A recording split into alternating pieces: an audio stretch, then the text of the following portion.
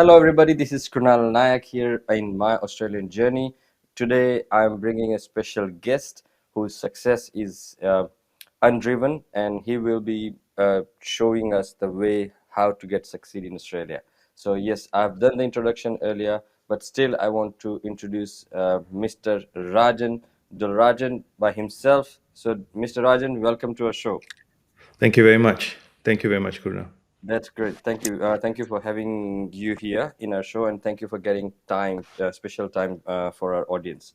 So, with the warm welcome, we would like to ask you to introduce yourself, your journey in Australia, and yes, please. So my name is Rajan, as you so pointed out earlier, and I am currently the Chief Executive Officer of Sunny Pine Home Care, which is an NDIS registered provider here in Melbourne. I've been doing this stint, I think, just for probably about 2 years plus at the moment. And yeah, so prior to that, I have been in the community side of organization since my move to Australia. That was a deliberate move by me and my wife. And prior to that, pretty much 2 decades in the corporate organizations, very much in American multinational. So had quite a number of stints around the world, and mostly in Asia, having some regional roles as well. And then a huge change when it came to Australia. So I Okay. have my wife here and two kids. They're pretty grown Okay. up. One's in uni and one's still in high school. But Wow. yeah, so there are four of us, and we have recently included a dog. So it's Oh, five of wow. us now. Great. Amazing. Yeah. So, how come you ended up in Australia? So I suppose it's a really good question, and I can tell you that I can answer it, and I cannot answer it as well. Wow. And I'll tell you the first. I'll tell you the first Yes. part first, and how I can answer. So part of my role previously in the corporate world was to travel around quite a bit. And as my wife and I started a family, one of the things that we were starting to look at is also, where do we sort of grow our footprint, and, looking at stability, looking at education, looking at a lot of things, but also looking for ourselves. What is it that we want to do? What was our value system, and where we could actually grow that value system as well. And Australia was close proximity. So I'm from Malaysia. So I've got an Indian descent, but Malaysian Indian. So and we didn't want to go too far away. While a lot of my travels were in the US and so on, we felt that some close proximity to home was important. So Australia obviously looked like a very viable option at that point of time. Yeah, and that's the given answer. The ungiven answer is one of the things that's really important to me and my wife was always following our gut feel. And sometimes the gut feel doesn't explain to you why it's feeling that way. It's just a feeling that there's something that we need to do, we need to explore, and so on. And you never actually know or understand it until you take a risk and try it out, and that's what we did. So the other part of it was a bit of a risk taking on, and we felt very committed to it, and we only traveled when both of us were ready to actually move. Right. So, could you please describe us your impression when you thought about Australia? Like, let's go, let's try it out, and when you get here, and over the period, like what's changed? Your impression about Australia? How did you think about Australia, and how is it actually? um if I were to think, so it's been 13 years since we've been here. So if I were to, those memories are still very vivid because they were not easy experiences. So you'll always take that with you. And the journey has been quite humbling, for lack of a better word. Um, but it's not all what I expected it to be. Obviously, I'm a very organizational or planning person, so I plan a lot of things. So prior to actually moving to Australia, myself and my wife actually traveled here about 6 months earlier to the move to really Hmm. decide about our schools, and try to understand the cost of living, trying to really, I think the question that we were trying to answer is, first, do we like the place? Second thing, Yes. can we make a life here? Third thing, how long can our savings take here without a job? Right? Those were the questions that we needed to answer. And that trip, we were able to answer all those questions, and we had a good understanding of how long our savings could take us and so on without a job. And 6 months later, we decided to bring the whole family on board.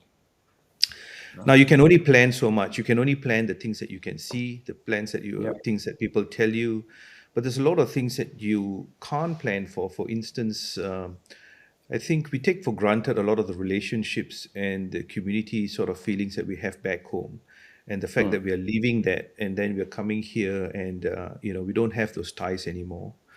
And they can be very simple things like your simple breakfast that you had for so many years, and you're not going to Mm. have it anymore. Right. And some of Right. some of Absolutely. the some of the normal routines that you do, and that it's not going to be the same anymore.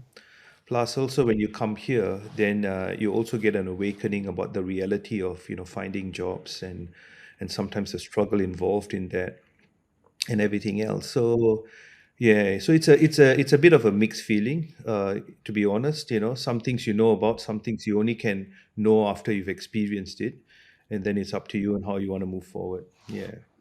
Perfect. Perfect. So tell me about some of the favorite things of yours in Australia, like why you love the Australia most.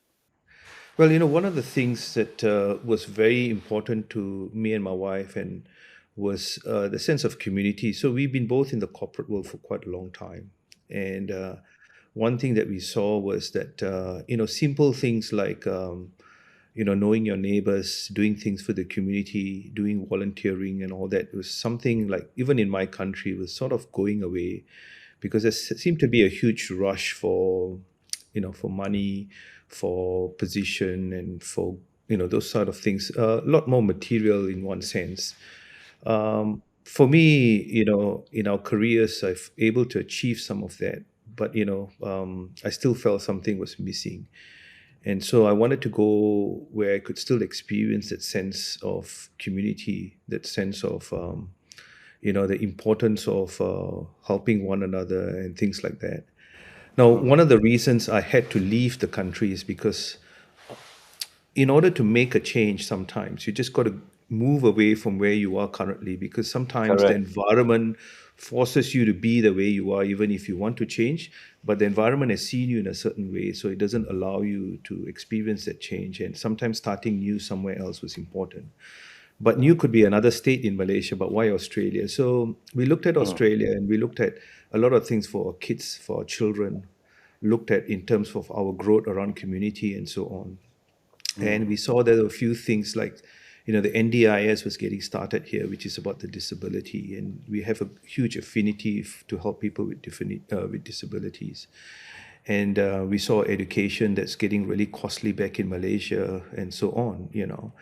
And also the culture around helping one another. And see, to be honest, the word like volunteering almost never was moving away. We don't hear so much of that in Malaysia. And over here, I wanted to go and volunteer in a library I first moved to Adelaide. So I went, I thought, all right, doing some volunteer work's the best way to get some local experience. So I thought, all right, go to the library, sign up and do some volunteering. So I went and put my list and I said, all right, when can I start? And the lady told me, oh, you got to wait. You are number 60 on the list for volunteering. And so I was shocked that many people who actually want to Or more volunteer. volunteering. So it gives you an indication of what sort of a culture is there as well. So it's quite it's a good experience for me, honestly, and I have no regrets, to be honest. I mean, if anything that I'm on, if I say it's a downside is your family, your immediate family that is far away. And over the time, my mom passed away, and so did my sister and my father-in-law, and all those things that we try to be there as much as we can, and you can't, right? So you can't avoid that anyhow. But for the most part, for what we've experienced here in Australia, it's not been an easy journey, but definitely, some we are very happy with what we have attained. Great, great.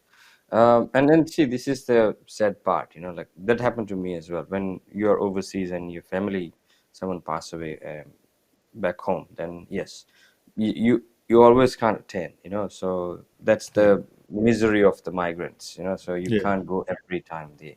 So, yep, understandable.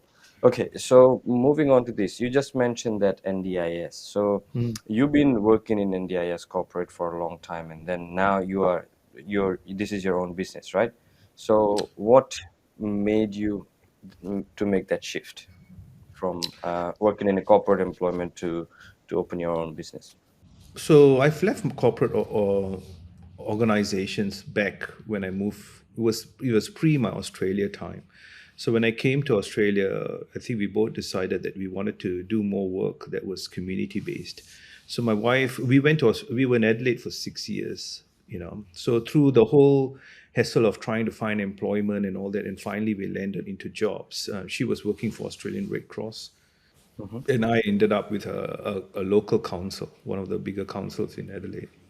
mm-hmm, So, and while working there, one of the persons that I worked along well with, that was supposed an internal customer, was mm-hmm, visually impaired, and he educated me about this new thing called the National Disability Insurance Agency, and what they're trying to do in the NDIS, which is the National Disability Insurance Scheme. And at that time, it was just going through Parliament, getting approved, and so on. So it got me mm-hmm, really excited. And when I told my wife about it, it was also a fantastic outcome of what they were trying to do, and it was quite amazing. It's the first of such a scheme in the world, and no one else has such a thing.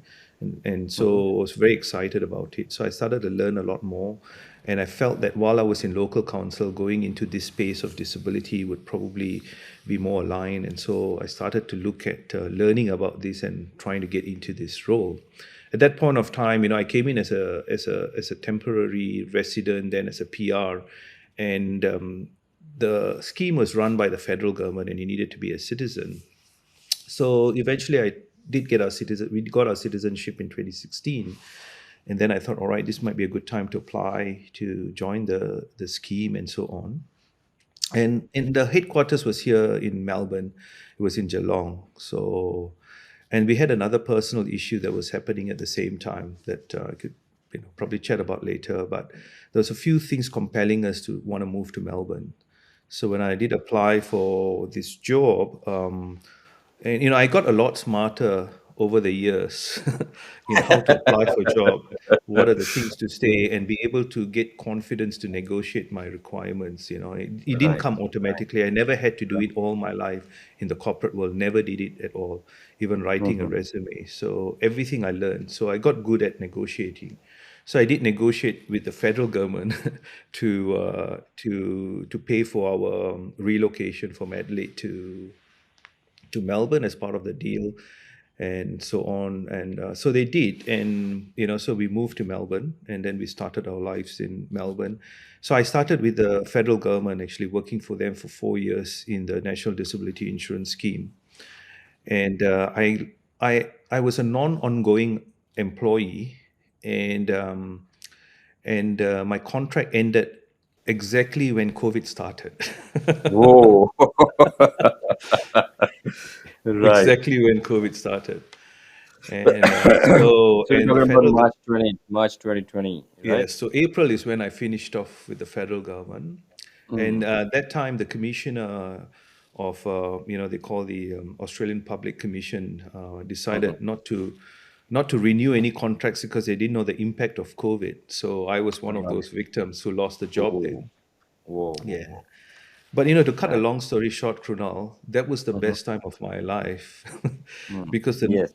I remember seeing the news in Victoria. They're saying that 830,000 people were jobless. So I thought, all right, back to the time of Where, 2010 where I'm going to start yeah, looking for work.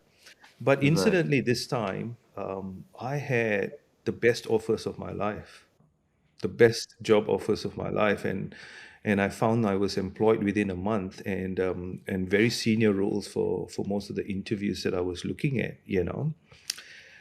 And yes, were quite amazing. So I didn't expect it. I thought I'll be at home for a while, and you know, but yes, so I got employed almost right away, and so then I decided I went into the provider space. So I am still in the NDIS, but as a NDIS provider. Right. We'll get to know about the NDIS provider, but just because you just raised it, because a lot of our audience is migrants who are coming to Australia or they're planning to come to Australia. So you've Yeah. just said that you mastered that skill, which Yeah. is for job application. So when Yes. someone comes to Australia, the first struggle is to get a job. As like, Yes. when you came in or someone else comes in, the first struggle is job. So could you please guide our audience that how to get a job, or how to prepare themselves to get a better Yeah. jobs? Yeah, it's a really good question that you asked me, and you're not the first person who used to ask me these. So, when I was in Adelaide, there was a free course that was run by TAFE in Adelaide for 4 weeks for migrants, and I did that course. And part of that, they give you 6 weeks insurance to do work experience, and that's how I got started. So every now and then, the TAFE, they will ask me to come back and speak to the migrants to share tips and tricks, and what do you Oh wow, do, right? great, So, great. so I have been doing that for a while, long time ago, but not recently. But there is definitely things you have to do. Things, Mm, I mean, there's a few things that once, that when I came on board, there was a bit, uh, that really put my foot on the ground. That mm, I realized that I'm going to face a few challenges. Like for instance, I always under the assumption that I'm a skilled migrant, so if they needed my skill, then I should be able to get a job, right? And then you realize that what the government does is just bring you into the country, and then after that, finding a job is a completely new experience, and whether it's a struggle or not. And so that's the sense of reality. Another sense of reality was that I called one of the biggest recruitment companies that was international, but was stationed in Adelaide, and quite a senior person. And I asked her about a job application I put in. And then she told me, and this was her exact words, and she told me that, listen, we've got so many migrants who are coming from the UK that have got your experience, right? But why mm, then do we need to hire you? So, right. it almost made me feel like I'm a second class citizen. Mm, But it gave me a sense of realism that I was going to face some of this in the job market as well, right? correct. But I'm quite a stubborn person, so my goal was survival. So I was going to make it, right? Yeah. And also keep in mind that when I moved from Malaysia, I decided to sell all our properties. We all sold our property, everything, because we Back in didn't want Malaysia. to plan. Yes, we didn't want a plan B of going back. We All were right. going to So make it whether we like it or not. are we talking about Napoleon here? Like burn all the ships so we can't go back. It's exactly, exactly Correct. Great. similar. Amazing. Amazing. Right. So we didn't want a plan B. We wanted to make it, and we didn't want to come to a situation where we think things are too hard, and we wanted to make sure we made it. So as ridiculous as it might sound to some people, that was us at that time, and so we needed to make it. So here I can give you some tips quickly on and thing. I guess the first thing is, if I would say for me, and I'm saying this in retrospective because I was learning these things as I was going, right? First mistake we make, I think, essentially is that we put applications like if it's a production line, just throw in 200 applications to every job, and I think that's the wrong thing to do. I think you really need to spend time on each application and really put in quality applications. And I'll give you some tips on how you need to do that. But the first thing I think I needed to recognize is, assume you have a scale, and then we need to understand where we are in this scale. So on one side of the scale, let's say there's a very high demand for the job, right? And the supply is low. The other end of the scale, there's a high demand for the job, but there's also high supply, right? Right. So I need to understand for myself which side of the scale I was. If I was in a scale where there was high demand and low supply, I could have a very crappy resume and I would still be called for an interview Mm, because there's mm, not many people to call. But if there correct. was a high demand and there was high supply, then I'm competing with so many others. And I needed to have a really polished resume and probably a lot more other strategies that will mark my point of difference so that they will call Right. me. Right. And Could you it was give very, some examples, please, yeah, about that will. high demand and high supplies? Yeah. So I definitely fell into the high demand, high supply. For every job I put in, the recruiter told me there were 200 other applicants.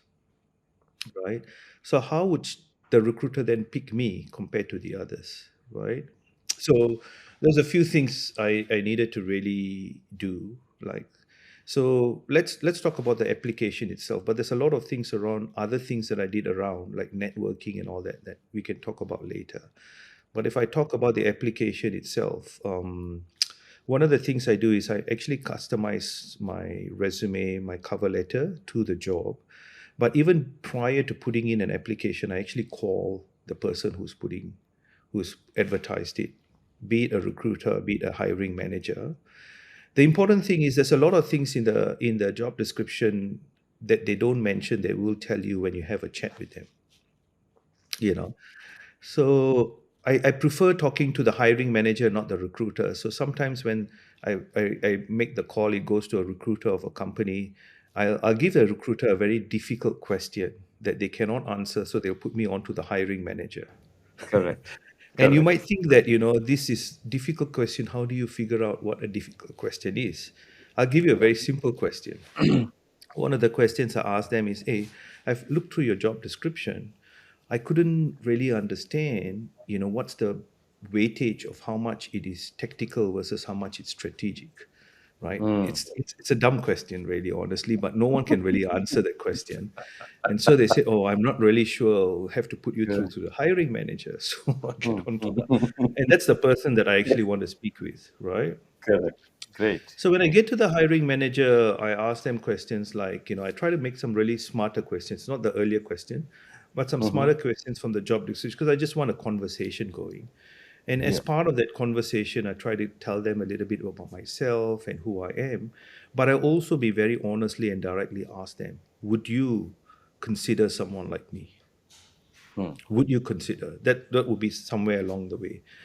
And in cases, I have hiring managers coming and telling me, "Hey, listen, I honestly am looking for someone who has got a lot more experience in Australia, because when they come on board, I want them to bring some of their key contacts. I want to bring them to bring some of their networks across, and you might not have that. Obviously, they can't put that in a job description, but they're happy to tell it to you on the phone. Now, if they are very clear about that on the phone with me, then I'm not wasting my time putting in a job application. And I'll just thank them and say, thank you very much. I really appreciate your time. But if they say, yeah, your resume looks really good and all that, then obviously before I finish the phone call, I'll say, hey, thank you very much for your time. Just to let you know, my name is, so the last thing they'll hear is my name, so they remember my name, and then I'll say I'll put in a job application. Then I go in and I spend time to put a proper and a good job application, right? I found that when I do that, almost 8 out of 10 times I'm called up for a interview, which is fantastic, and that's all I want. All I want is an interview, right? That's it. That's it. Perfect way to, and that is a really good trick to, it will help our viewers that, who are struggling in the job market. So, how is the job market right now in Australia? Can you please tell something about that? So, we've been listening that it's a shortage of employee, and if we hear from the employee side, people say, no, no, no, no, there is no shortage. Like we apply for too many jobs and we are not getting jobs. So now it's filling up. So, what Yeah. is the actual situation? Could you please focus on that? So I'm an employer now. So I'm Yeah, on I the other know, I scale know, I know. and I'm hiring. I'll tell you one thing. Yeah. I've always got, I'm always hiring. That's Mm-hmm. the thing, So it's quite interesting when they say so many people are out of work. During COVID, was one of the times that my organization was actually hiring a lot in the disability sector, right? But I found that a lot of people were not keen to work because they're quite happy and satisfied with the job keeper and so on. And for them, that was enough to get them across. I have a feeling for migrants sometimes, they might not be aware of certain sectors that are actually in need of staff and some sectors that are not, you know. And because you remember, keep in mind, a lot of skilled migrants come into the workforce and they want to channel and get towards their specific skill area. And that skill area might not be hiring at the point of time. So you see, one of the first things that I had to get over my own mindset is that, do I want a job or do I want an income? Correct. Right? If I wanted a job, I would be going straight to my skill side. But I needed an income because I needed to ensure some money was coming in, so that my Mm. bank balance was not, diminishing, and so I could stay longer in Australia to get the actual kind of job. So when I needed an income, I was able to do any kind of job. I could go and look at how to qualify and do whatever it is. So that Yep. was my mindset, and I think that mindset is important. But I think at the same time, I know a lot of migrants come in, they become Uber drivers and all that. Keep Mm. in mind that that shouldn't be your ultimate strategy. You should have enough time to still apply and look for your desired job, right? And if you are just doing Uber all the time and exhausted by it, because you got finite hours, you got finite energy. So if all your energy is going doing that, you're not going to have any energy to do the real thing that you want to do. So got to think really long term. Take a stepping stone approach. Get onto something that is going to help you in the meantime. Keep your eye focused on the long term goal, and keep going. So for me, the job market today, I was just reviewing with my leadership team yesterday, and we finally said that, all right, we are probably going to stop hiring for the next 2 months because we have got enough staff. But for the last 1 year, we've been constantly hiring, you know. And I just went out to the market to hire an operations manager, and we've been just interviewing the last few weeks. So there are sectors that are looking for people. We just need to keep an eye out. We just need to keep reading reports from the recruitment agencies that provide free reports on different sectors and how the recruitment is and so on. And Mm-hmm. don't be too afraid to go try new things, Mm. thinking that, oh, I don't have skills in that place, I won't be able to do it. See, my mindset was that I have a lot of transferable skills, so I should be able to apply it in a lot of things, because I'm not going to build a rocket. That's the bottom line. Right. So I don't Right. need that technical skills, but a lot Yeah. of my skill sets are transferable, so I can go out there and do a lot of other things. So probably with that mindset, I still think there are jobs there, but again, the person who's going to find it is the person who's going to put the effort and do a bit of research. Mm-hmm. Great. Amazing. Yeah, you're right. Absolutely right. So, uh, in specifically in your sector, NDIS, uh, right now, how is the demand? Let's say someone who wants to get a job as an in your field, like let's say within your company or somewhere else in the same similar field in service industry. So, what are the keys to find that job? More than happy to share this with you. And I've seen a lot of migrants who've recruited through this. So, the entry level is to become a disability support worker. A disability support worker essentially is a person who comes and supports a person with disability for a few hours a day, a few hours, doing two different things. One is personal care, helping them with, making sure they do their brush their teeth or whatever, making sure they're taking their shower, getting ready or whatever, to the extent that they can. If Mm. the idea is to support them to do it themselves independently, not to do it for Right. them. So Right. that's called personal care. The other activity is called community participation. Is taking them out to the community, whether it's for appointments, whether it's to do shopping, or whatever it is. Mm. So a lot of our disability support workers, they might support about 6 clients in a day. They come and start with client A for about 2 hours, then move to client B, then move to client C, and so on. So that way, and they get paid an hourly rate, right? So the hourly rate, generally we follow the SHATS award. If you Google that, they can find it. Someone who's got a cert 3 or a cert 4 essentially would start about 2.1.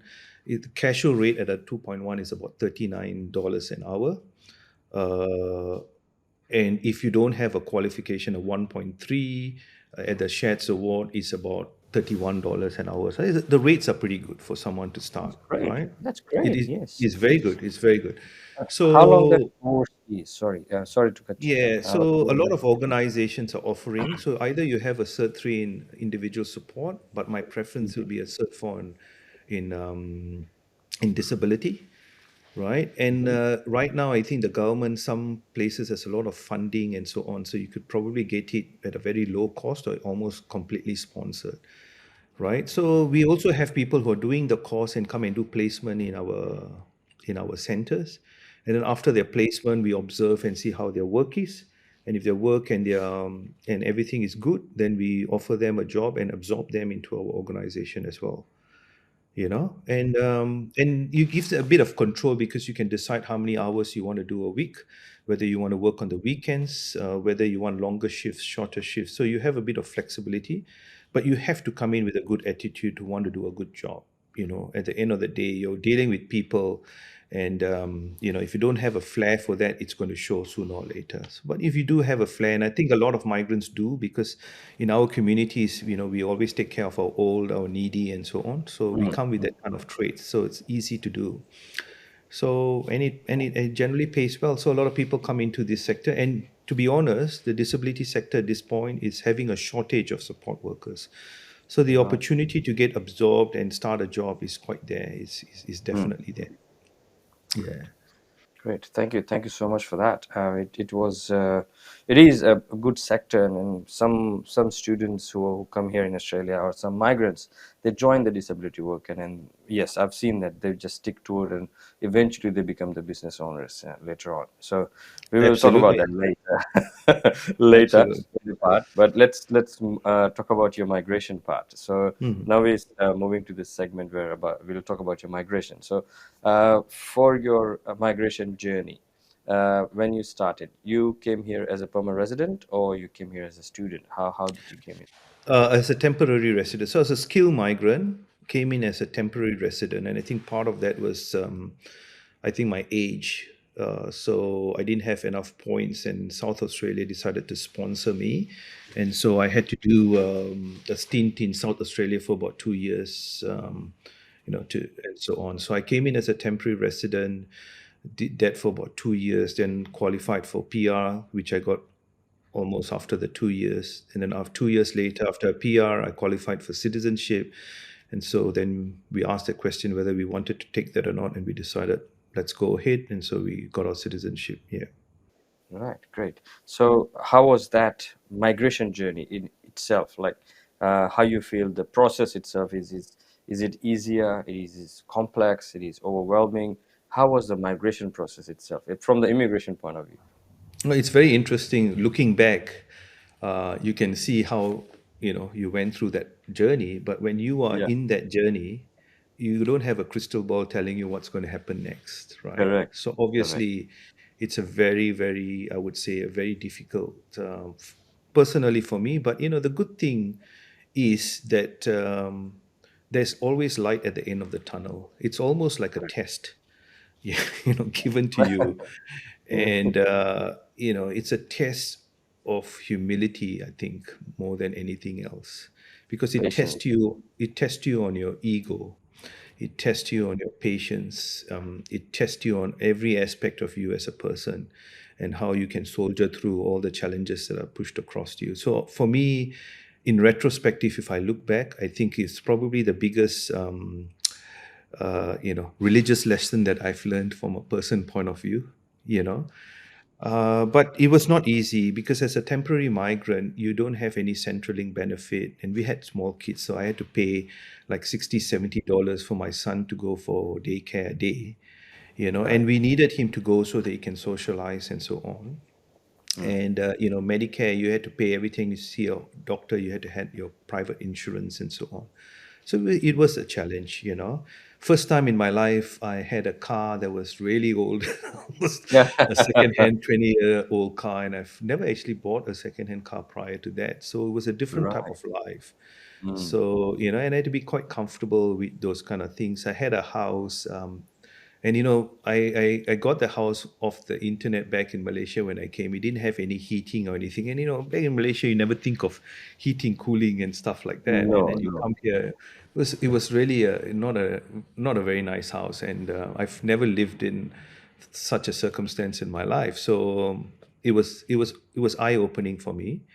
And the other thing we did was, we are a family of four. So in order for our savings to stretch, we had put a budget of 50 Australian dollars a week for our groceries, and we had to live within that 50 Australian dollars, Wow. right? So that And was fixed. that was it. That was it. So We you never can't ate go out. beyond. Yeah, we didn't Wow. we didn't want to go beyond, because anything going Right. beyond that your budget's going to be exploded. That is right. So the thing is, your mind works in wonderful ways. Like we found, like in Adelaide, the central market, all the farmers come there and they sell their groceries. And then come Saturday around 12 o'clock, 2 o'clock, they close their shops and they come back only the next Wednesday. And so they start selling all their vegetables cheap at 50%, or just want people to take it away. So it's still very good stuff, but it's sold cheap. So this is where we go and buy stuff. We get really smart in how to use $50. So we were not eating tin food, every day. We were cooking, right? But we were very smart about how to buy our food and how to stretch our money. See, things that we never did prior to that. Back Never home. did that. Never did that. So we get really smart, and you have to get very smart in every aspect of everything that we did, including looking for jobs. Being around positive people was very important for the mind. Mm, mm. Very early on, I found that the people that I were mixing with in TAFE and all that were also people who were looking for jobs, and every day we would grumble about how Australia is so, so bad and got us in and never Unfair, and unfair. dumped us here and unfair and so on. But at some point it needs to stop, because this negativity sort of affects you and it Right. creates a very negative vibe. And I think when you go for interviews, that negative vibe does come out. And so I needed to maintain my composure and maintain a positive attitude. I needed to fake it, but I needed it to be real at the same time, because you're going through stress. So I started to mix with more positive minded people, and that was really important. Yeah. Excellent. I don't know if I answered your question No, no, incomplete, no. but You have. It's amazing, because that's a struggle people have. That anxiety people feel like when you migrated to a new country. It's everything new. Finding house to finding a grocery store. Nowadays, it's okay. Like people have that same luxury back home in Malaysia or India. But yeah, when we came, I came in. I came in 2006. I went to the Coles and oh wow, is that a grocery shop? And he yeah, said, yes. And I said, I have never seen a grocery shop, a huge grocery shop like that before. So yeah, for me, Coles was a wonder at that yeah. point.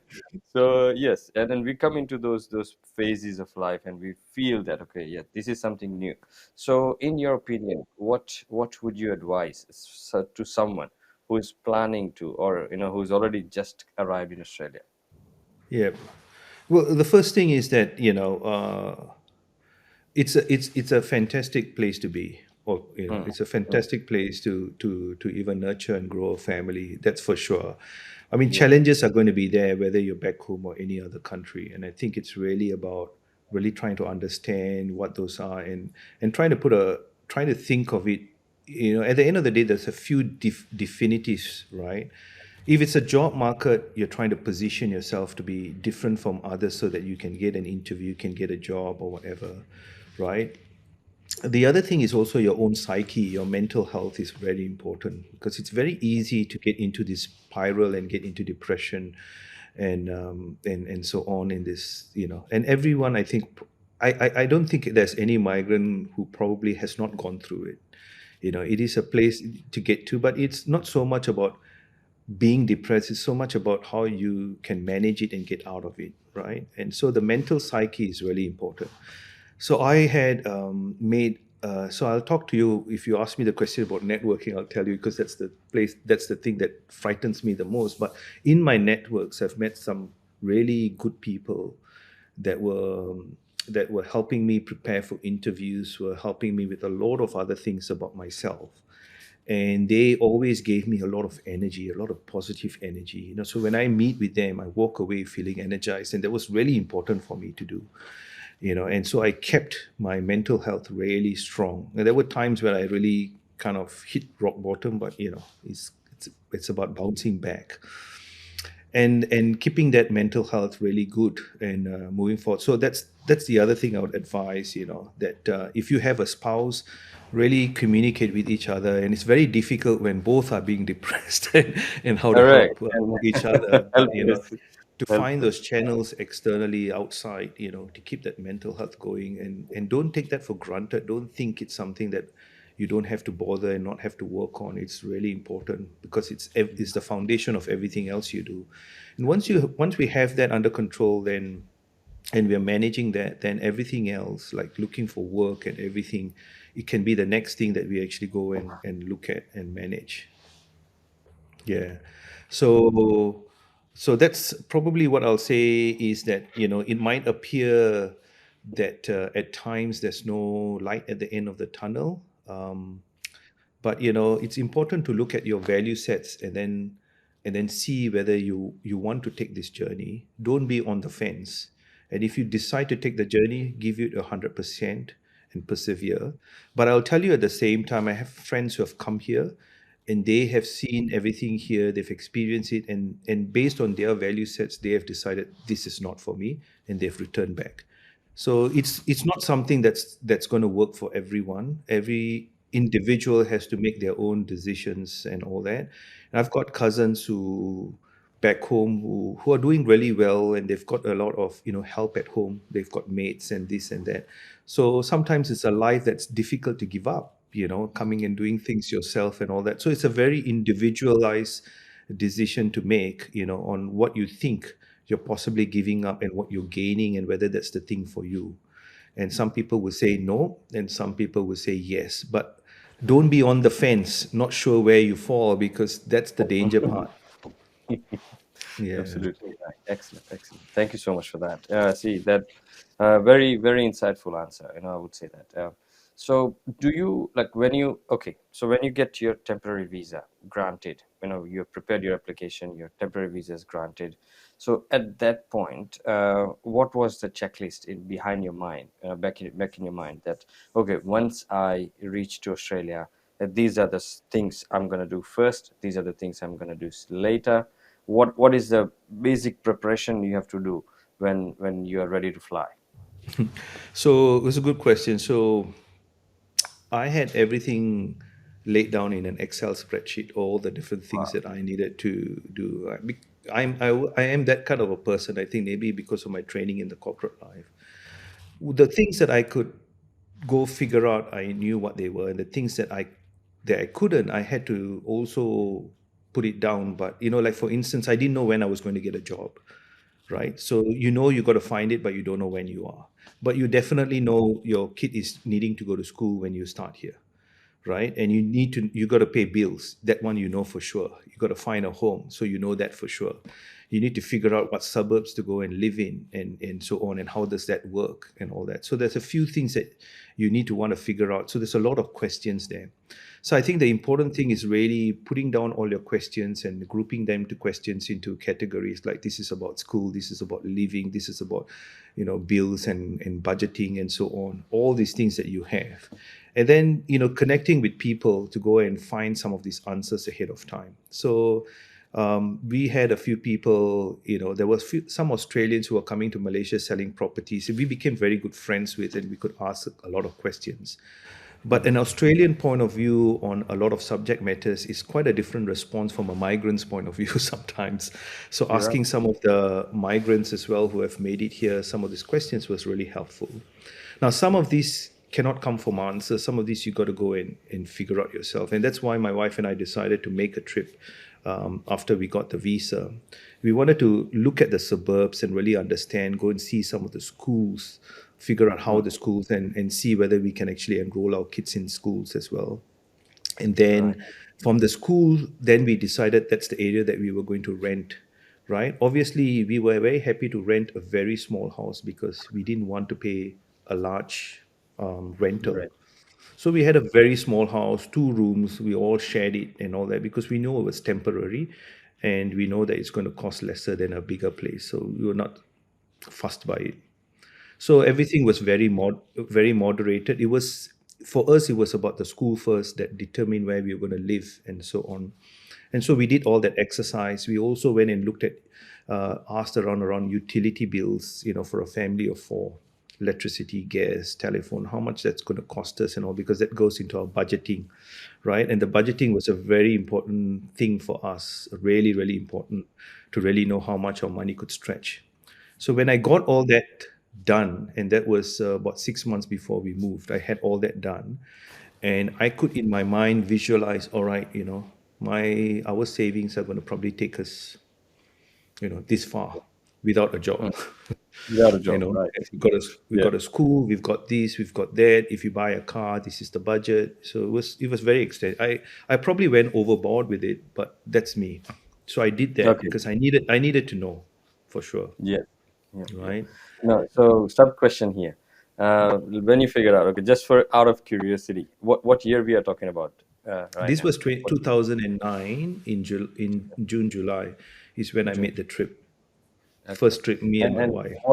what was the estimated figure, like monthly cost of an average household?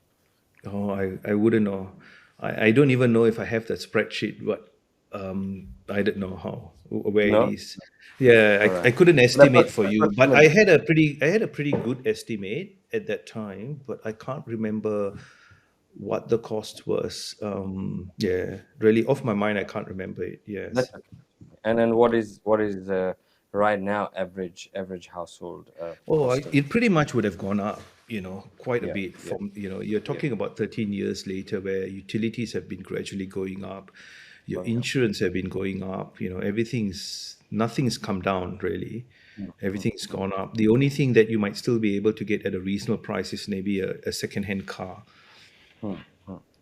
but then again, public transportation is quite fantastic. If you can rely It on is. that, that's great.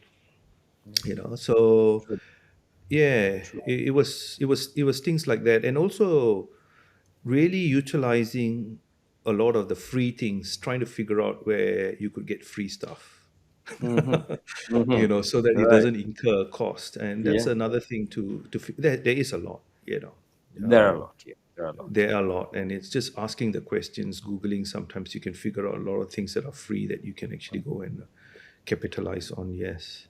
Yeah. Yeah. Absolutely. Right. So let's talk about now settlement. So okay. So you packed your bags, came here, you came to Adelaide, you landed in Adelaide, and now you figured out the basic things. So from there, to finding a first job, to progressing through the corporate ladder, and reaching out to this employer position or opening up your own company, entrepreneurship. How's that settlement journey? Could you please elaborate that a little bit? If I was looking back for what has happened in the 13 years, I'm quite satisfied where I've landed. Obviously, my first job I remember was, and I will always say this, was I was a regional director of learning and development for Intel for the whole of Greater Asia Mm-hmm. before I left. And when I came back, my first job in Australia was setting up tables and chairs for training. So it's Oh, quite a huge difference, right? correct, Quite a huge correct. quite a huge difference, and that was my council job. Mm, So the thing is, it didn't really, I wouldn't say it affected me tremendously because my mind was always very fixated on the fact that these were stepping stones and I was going mm. to, gradually achieve what I wanted to, and if I've done it before in Intel, then I obviously can do it again, you know. Yeah, yeah. And so I was Yeah. I was quite confident, but I just didn't know when it's going to happen, Mm, right? mm, mm, So I mm, just persevered through the whole things. So it was then that I realized that the importance of networking, and yeah. something that I'm so afraid of, extremely afraid of doing, and never did before, that I had to get accustomed to, right? Mm, The reason I was a lot afraid of that was because I'm introverted, So to give you an example, like my wife's quite more towards the extrovert, and I'm more towards introversion. So if you go to a crowded area, my wife mhm. gets energized by the crowd. I get Right. depleted by it. So it takes me a Right. lot of energy to survive through these things. So networking is always quite a daunting task. But we'll probably, if we have time, we'll talk about it a bit later. But I found some strategies on how to Mm, network for introverts, and that's what I used, to mm. network. So I How? think that Tell, was tell us, tell us about it. so we touch about it. touch with it now. So the way that I went about, and let's bring this back to looking for jobs, right? So I was looking for work within the human resource learning kind of area sector, because my job was a lot when Intel was around organizational transformation and restructure. And I knew that coming here, there's not any organization that's just going to pick someone up and say, all right, go do this. So I needed to find something that had transferable skills. So human resources seemed to be the right area to get to. But I then again, human resources, for every job application you put in, every other person is a human resource person as well. So you got 250. So you got to really stand out. So coming back to networking, so there were events organized by the Australian Human Resource Institute in Adelaide at that time, right? And so I used to reach out to them and say, hey, I'm a new migrant, can I attend and all that? And, a lot of time people are really nice. They'll let you come and attend. I even went to Adelaide's university's MBA alumni gathering, and I was not even an MBA holder from that university, but because the speaker was talking about neuroscience, which really interested me, so I just had to ask the question. I said, "Hey, I'm really interested to meet the speaker. Come," and said, "All right, I'll give you an exception. You can come." So I went to this alumni, meeting all the MBA graduates and meeting the speaker. So there's so many things that if you ask, you can get. So I used to go for these events. Now, in these events, I'm afraid of crowds, obviously, right? So while the person is speaking, I'm looking around to find one or two friendly faces that I could connect with.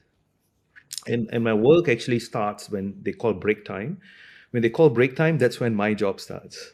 So I go up to the person and try to make some conversation. So while I don't like crowds, I'm quite okay with one-to-one discussion. So I go and just talk a little bit about the person, ask about them, and so on, and just try to make contact. I never say things like, I'm looking for a job. These are phrases that frighten people. So never, I'll just say I'm new to the country and trying to get my footing and so on and all that, and try to make some conversation. But also ask something about them. I say, what do you do? And sometimes they say, oh, I went for a recent holiday, and they'll talk about their holiday. So I just listen. Yeah. Then once I get their business card, then when I go home, that's when my actual job starts. Mm, So mm, I send them an email. I said, hey, I don't know if you remember me, but I really enjoyed your story about the holiday that you went fishing. So they know that I mm. listened to them. So because Correct. they know that I listen to them, they're happy to listen to what I have to say. I said, I'd like to invite you for a coffee place. I just want to get a bit of your idea and perspective. I'm putting in an application for a job. Can you give me some feedback on my resume? Don't speak anything about wanting a job, because that frightens people away. No. Mm, mm, mm, mm. Keep in mind, it's really important to understand the purpose of networking. And I got it wrong in the start, but later on, when I really figured it out, the light bulb moment. So when I network with someone, it's not about finding a job through them, is to Mhm. try to get in touch with their networks. So if they have Right. 5, 6 other people they know, I want to reach out to their networks. Because if Correct. this person can't help me, then the 5, 6 people can potentially help Other me. five. And the only way that they are going to allow me to reach out to their network is if they have a good relationship with me and they trust me. So Mm. really the core of my relationship with this person is to build trust. That's it, not ask for a Yeah. job, Yeah. right? And Yeah. once I build this trust, then they're going to let me into the rest of their networks. And that's how I built my network, through other people's Mm. networks.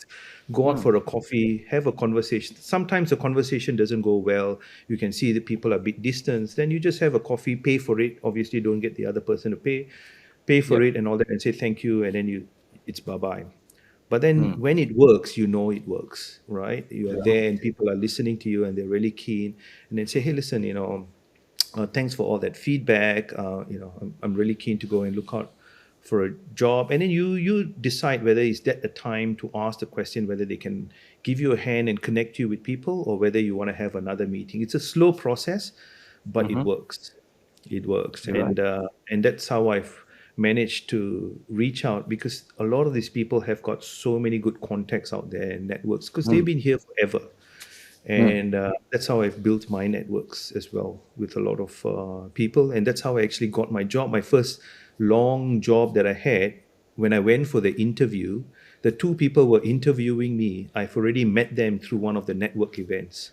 So when I Wow. walk in, they already know, hey, you Oh, are coming here for a job, you know? So it's quite interesting how things sort of work out. So that's sort of my technique for networking that I still do. So I'm more comfortable with one to one, but that's sort of my approach. And for other migrants out there, just think differently about everything that you do. Don't give up on something because you think it's not for you. There's always a way, something that you can do that can make it yours, and try it out, right? If you know networking is important, then just try to figure out how is that you want to reach out and all that. But when you go meet people, go with a sense of humility, not so much arrogance, and go with a lot of energy and so on, because all this is important. It's just not what you say, your body language, how you come across. Everything is important. yeah, you're right. And see, with most of my guests, I don't know why this extract is coming out from every conversation that in Australia, it's networking is the key. I think it not in Australia, it's everywhere. I think it's the same thing. Networking is the key, but somehow my all podcast guests are saying repeating the same thing in every podcast is networking is the key. Somehow, that's the extract I'm getting from everyone. So, but that's great. But your way of networking is quite unique. I love it. I love it. And yes, you're sitting there just because of maybe those sort of some skills that you have which make you different from others. So thank you for sharing those tricks with our audience. Now moving on to this, let's say we are talking, like we are listening a lot of things about entrepreneurship. People are starting out, all the startups and everything happening in Australia, overseas, everywhere. Startup is now a new fancy word these days that people are started adopting and implementing on. And you have done a startup recently. So after you losing a job, you moved to the industry what you were working on. So could you please share that story a little bit, like how to do a startup? What are the prerequisites to think about how to get a startup done and all that? Yeah. So, while this NDI's business is something that I've grown, I don't financially own it completely because I've got investors and people, business owners that I work with and all that while I lead this organization. Um, I think so. I've got money being pumped in by others as well to the business, which is a good thing. So it doesn't really, affect me in that sense where I need to do this. My strength, like I said, when I was in the corporate world, I was doing organizational transformation, restructure, and all that.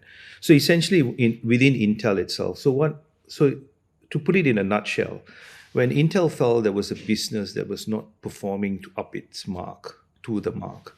It will send someone like me into that organization. Then I will manage that organization, and I will look at how to either turn it around or to close it down, and Yeah. part of it is looking at how to turn it around, building it up to a level that it needs to be, firing a new Mm-hmm. manager to take over, and then I will move out. Mm-hmm. So it usually takes about 2 to 3 years for it to really stabilize, and often I can get it up to mark within 8 to 9 months, and Wow. then 3 years to really stabilize, get the new person, because it's not about implementing stuff, it's about really making sure things are sustainable. Mm-hmm. So I had that skill set already Ah, in Intel, but I've never really applied it until I left the federal government. Interestingly. So right. for me, what happened through COVID was actually the best of two worlds coming together. It was my Mm, community work that I wanted to pursue, plus also organizational change and restructure that I wanted to bring into the picture. So it mm-hmm. came together, and I had suddenly this organization that was looking to really grow its NDIS arm.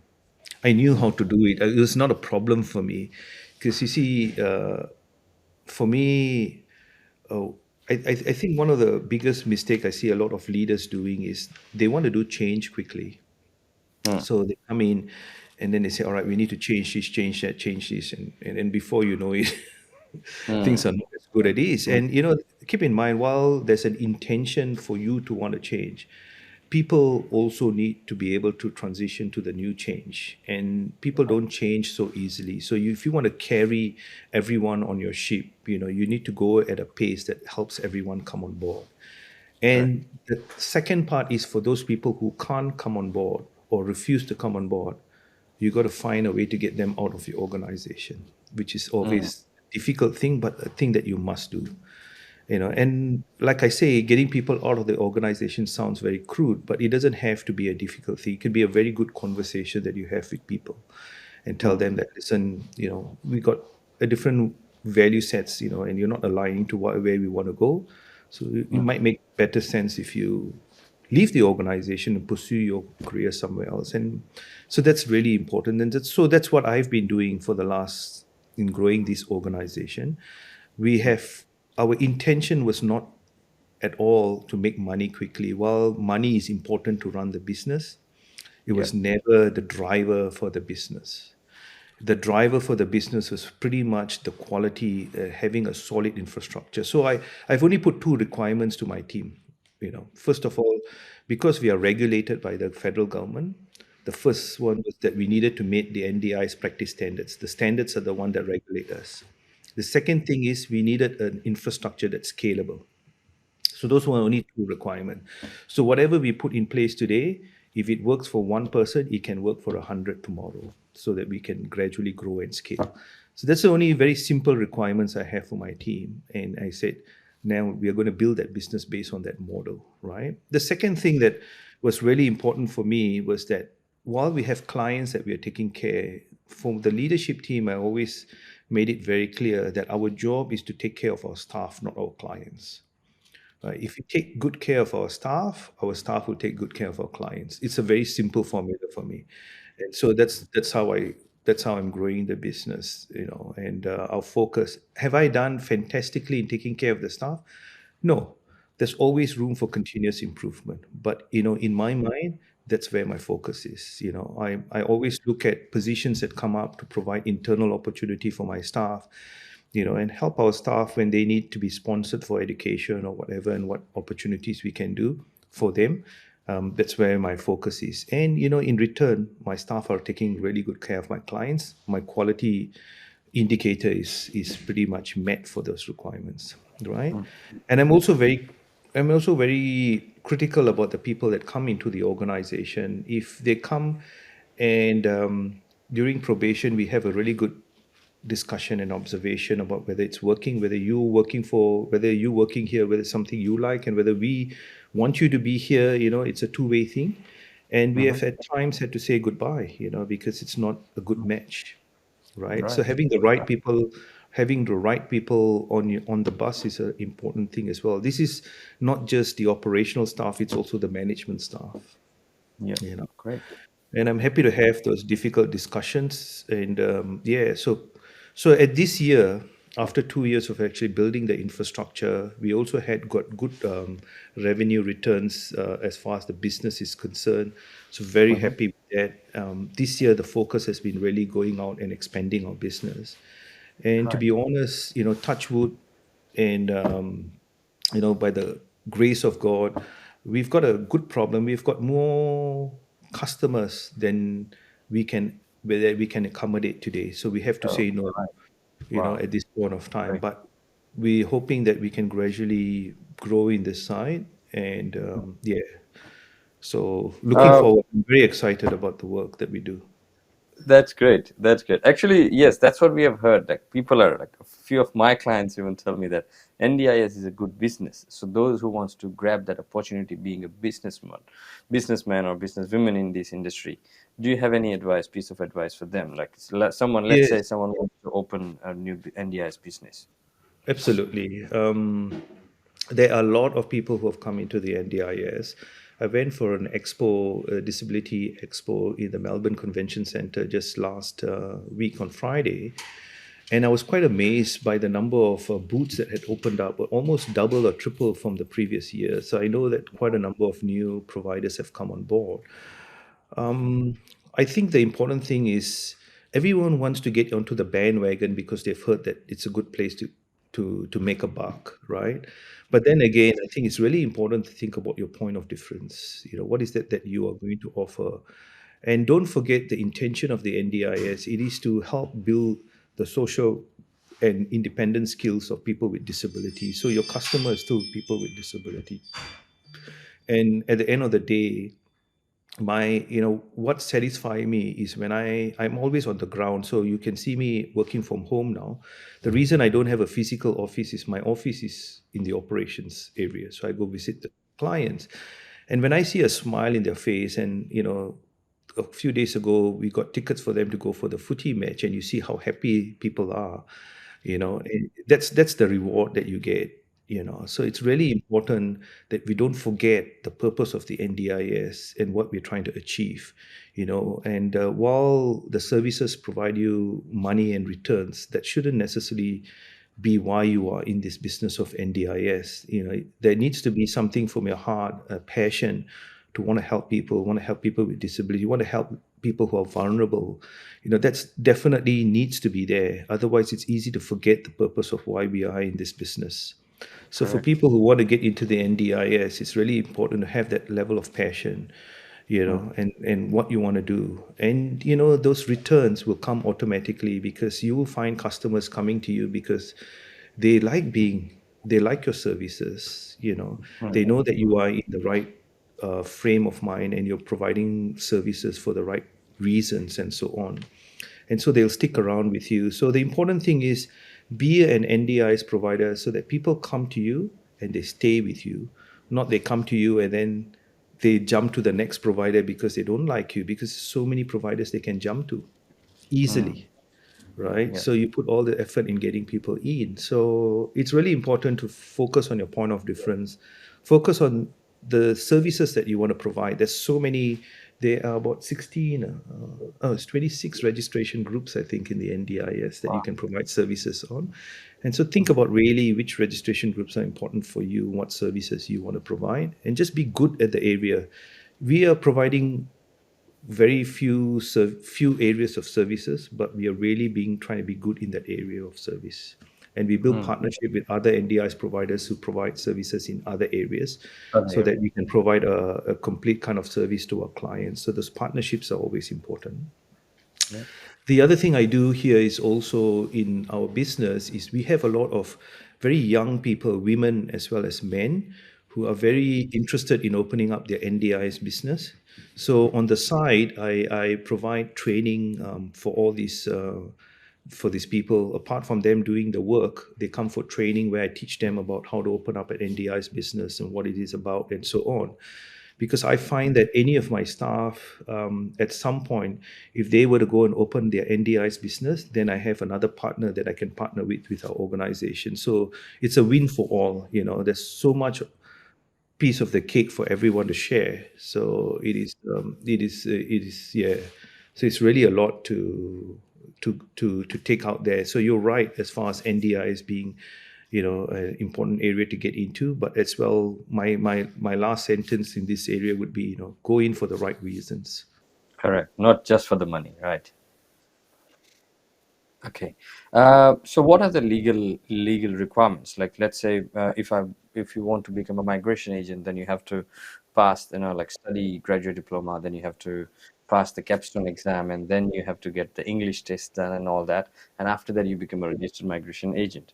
So let's say if you want to become NDIS provider, what are the simple steps if someone's thinking about? The important thing is if you want to be a registered provider, then you have to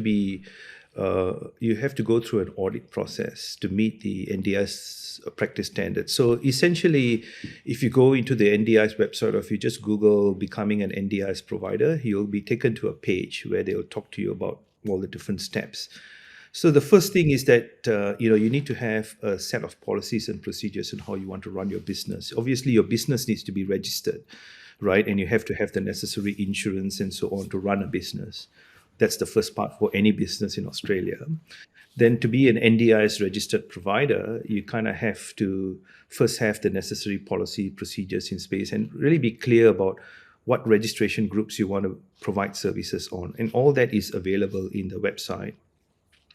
Now, the to become a provider is not so expensive as far as the government is concerned. What is expensive is that as part of this process, you need to go and get an auditor that's licensed by the NDIS Commission to come and audit and let you know that to come and check that you actually have the policies and procedures in place, that you have all the systems and whatever necessary in place. All right. So you're going to pay for that auditor out of your own pocket, and that's where the cost is there sometimes, because you pay for them to do your work, and it can easily cost you easily about 8K to get them through that, easily. Depends on what registration group and how complex your organization is and so on. So there's some amount of money in terms of the audit, but the other cost that you will have is, trying to put your policy procedures in place. Some people buy it off different centers where sell these NDI's policy procedures and all that. And some people know other friends who are an NDI's provider, so they just copy theirs and put their name there. It's just not about that. It's about really understanding these policies and procedures and making sure you have proper systems in place to run your business, right? So there is a bit of homework to do to prepare, Yeah, because it's a regulated industry, correct. right? So the first audit that you do, they're not going to check a lot on your customers because you might not have any clients. So it's essentially just making sure you have the infrastructure in place. Then every 18 months you're audited. Every 18 months, you got to do an audit. The next 18 months, they'll come to check and see if you have clients and all that, then they might, or staff, then they might come and do some interviews with clients and staff to make sure that what is said on paper is actually happening in the real world as well. Correct. So every Correct. 18 months, you'll have that process. And every 3 years, you got to renew your registration. So there's a bit there to do. Yeah. All right, great, excellent. Good to know. And overall, the business you're doing, we hope that you get, full success and keep training more people, and we have more NDS providers so to help our community. And the work you're doing is amazing. Thank you so much for that and sharing the ideas of work. Okay, so now we are moving towards the success part. So let's say the success, what you have got in Australia from you saying that living in a very small environment, small house in Adelaide to this position, this work, and in Melbourne you settle down. So if someone new migrant who wants to achieve that sorts of growth in Australia or success in Australia, what are the policies or what are the thought process they have to go through to just to make a better life in Australia? What are those steps they can make to be successful in Australia? I think, to fundamentally start with your kind of a question, I think the word success has to be, you got to reinvent that question for ourselves, and I did for myself. When I was back in Malaysia, success meant about, having a nice house, having a nice car, be able to afford, anything, eating out whenever you want, travels and all that, and everything had a link towards money. I suppose in my journey in Australia, my definition of success has probably changed a lot more than that, and also, growing children and having a family and all that, it's kind of redefined what success is for me. And also, I think the other important thing is that how my success is not based on other people saying that I'm successful because they think I have a beautiful house, because they say I drive a beautiful car, because it's not defined on that. And I stopped that from the very get-go, being defined by other people. My success is defined by what my wife and my family measure as success, and that's it. Full stop. What That's it. other people think, we don't care. Yeah. We don't care, right? And so when we define that for ourselves, it's not one thing, it's a lot of small things along the way, right? I mean, when we look at our children and look at how they have grown and how they become independent, I would say that I have them probably the most amazing kids, and I know every family would say that, but I'm very happy with how we have nurtured our children and who they are today. I have my daughter is 20, my son who's 15, but we're quite happy with that, and that's massive success for two human beings that we have brought into this world and what they are today. So I consider that a massive success for us.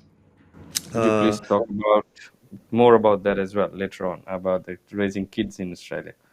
Okay, I'll get to that later. Yes, and so that was important. And then for us, as a the focus on for us was never always just the kids. I know sometimes people say, "Oh, we're coming here for education." Or it was never for that. We always said that we need to come here for the kids, but also for us, because your Mm, kids one day will grow up and they will leave, and they might not even want to come and see you. You don't know what kids will do these days.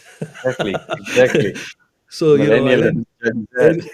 yeah, and you don't want to sit back and say, "Oh my God, we did all this for you, and now you have Now left you're us." going. Yeah, Yes, but so there had to be something for us. So for me and my wife, it was really important that we recognized, deep inside us, what is it that drives us and that value. And like I said, moving from the corporate to the community type organizations, where we could put a smile in people with disability and change their lives. You see, that's success for me, to be honest, right? Now, growth in terms of career was something that is important to me because I'm always a driven person, right? And but I'm not hurry I'm not hurrying for it. I know that God has a plan for all of us. That's what I believe. And when the time comes, it will happen. I just need to soldier through the journey and discover each step at a time what's happening, and be able to enjoy that moment, right? Whether it's good or not good, there is a reason why it's happening, and learn from it and soldier on. So my journeys have been many ups and downs, many ups and downs. I have people that I've enjoyed working with. I had people that I hated working for. And, as you go up higher in the ladder, there's always a lot more politics to deal with, which I absolutely do not enjoy. So I always believe that I don't have to be political, but I just need to be politically astute, so that I know how to play the game, but not necessarily play the game. Um, so so there were things that I learned along the way that's driven and got us there. And while money was never the focus, it automatically did come because of the positions that I've taken on it. And I've always worked out a way that when I get for interviews and I get jobs, I'm just moving up the ladder, not moving backwards necessarily, and growing that. Because my wife will say it very simply. She said, being rich is not the goal, but you need to have money to do the things that you want to do. So at the end of the day, money is an important picture, important part of everything that we can achieve.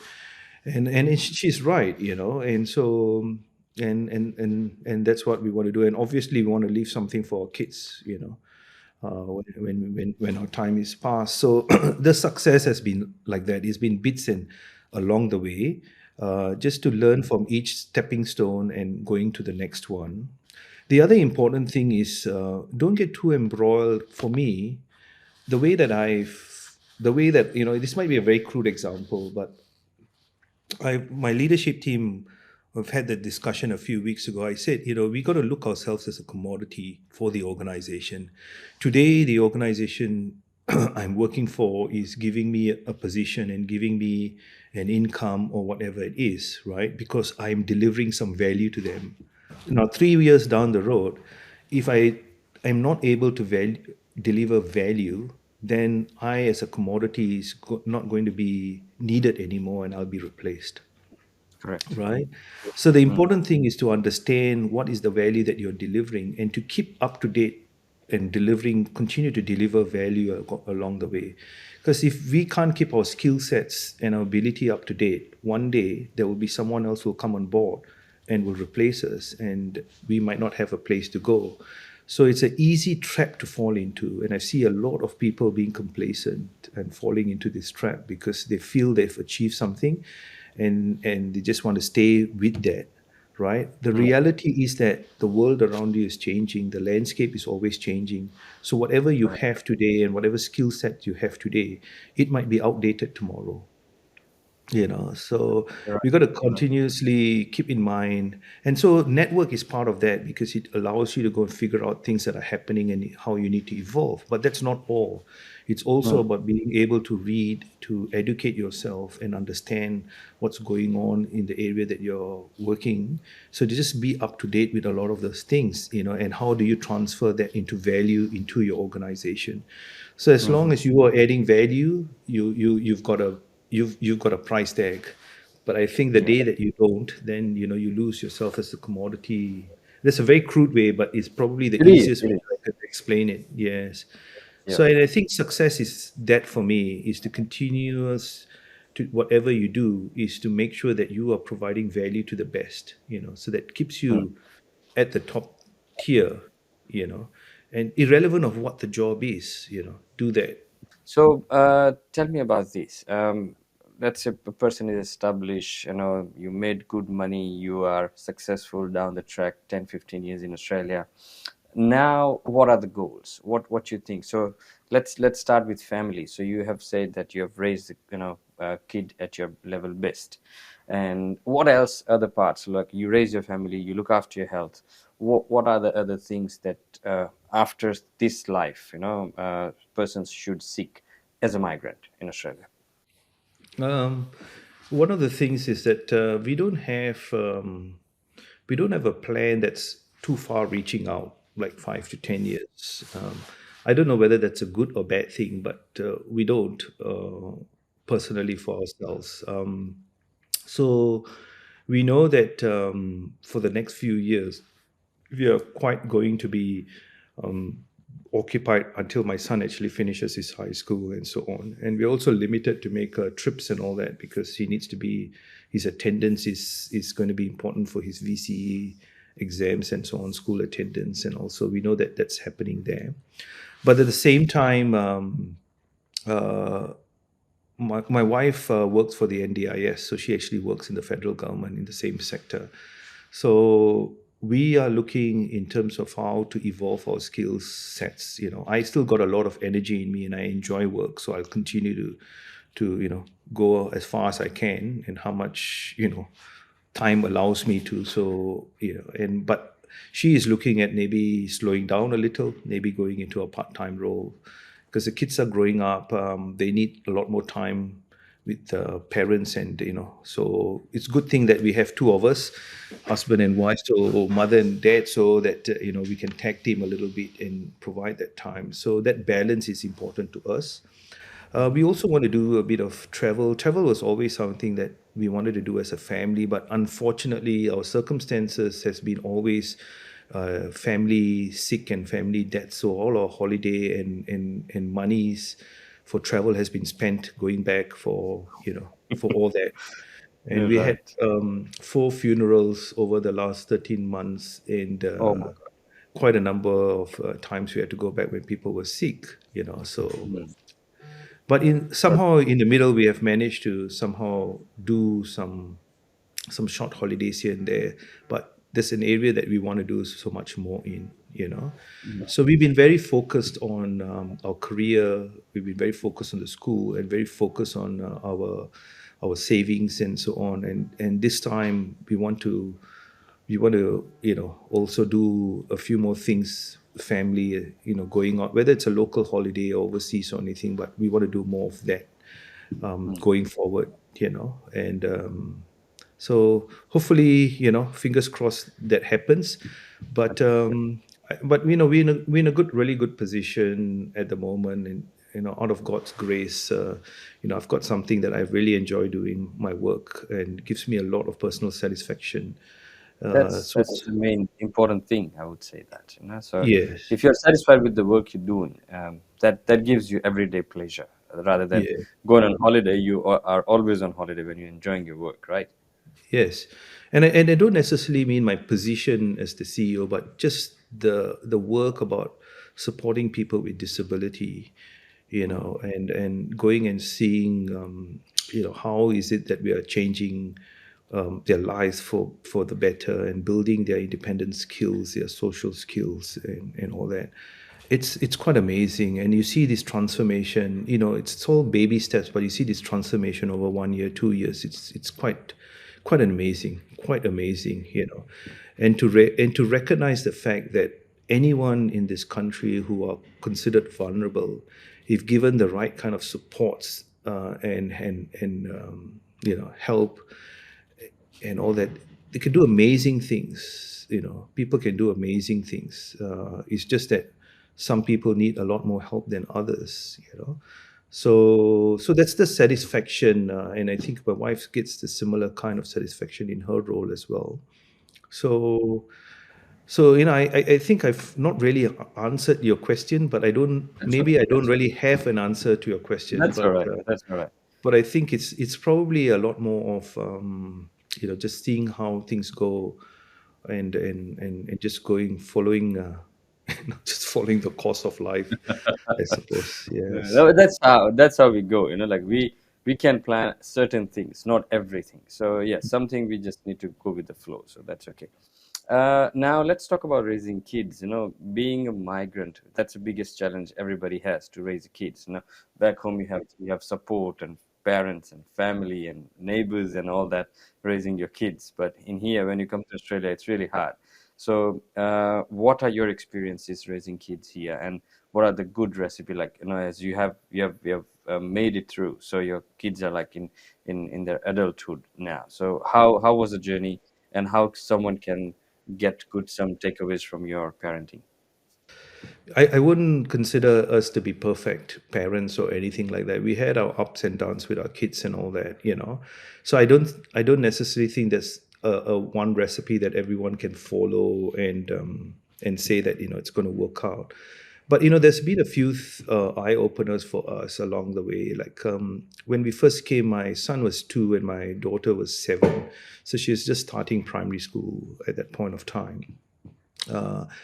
And our first trip back to Malaysia was 3 years after we came, so it was around 2013. And interestingly, about the second week of our trip, our kids were saying, hey, when can we go home? When are we going home? So, Oh, so I realized that while adults, we were very happy to be back in Malaysia and visit family, and still felt that was our home. The kids didn't mm, think that way.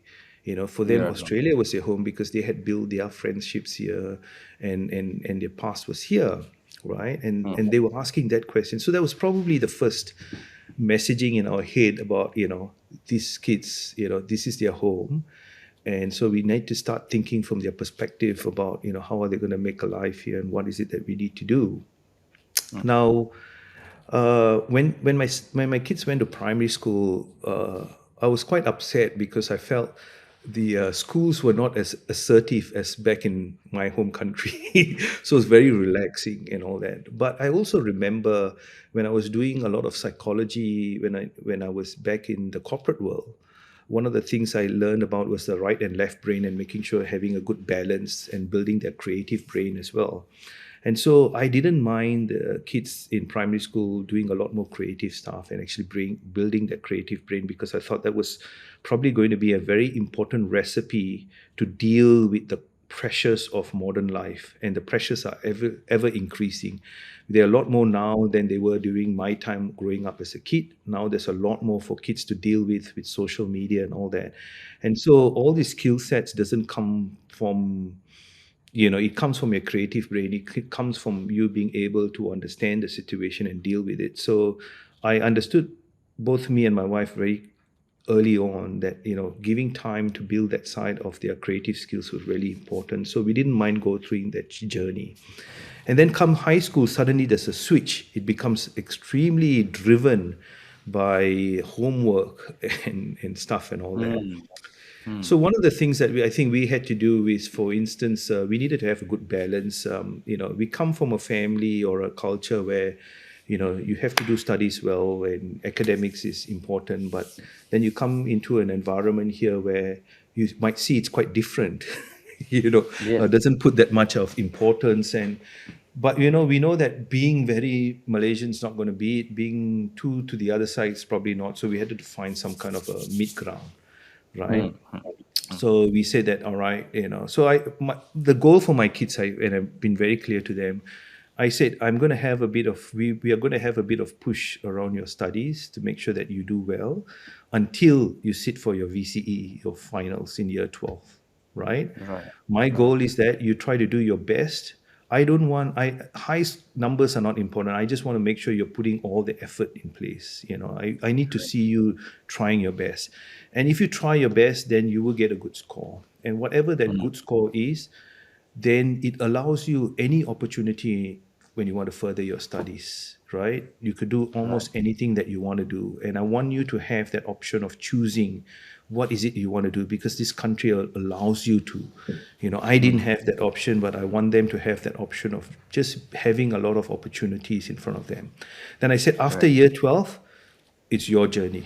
We are going to step back, and you're going to go and we'll guide you.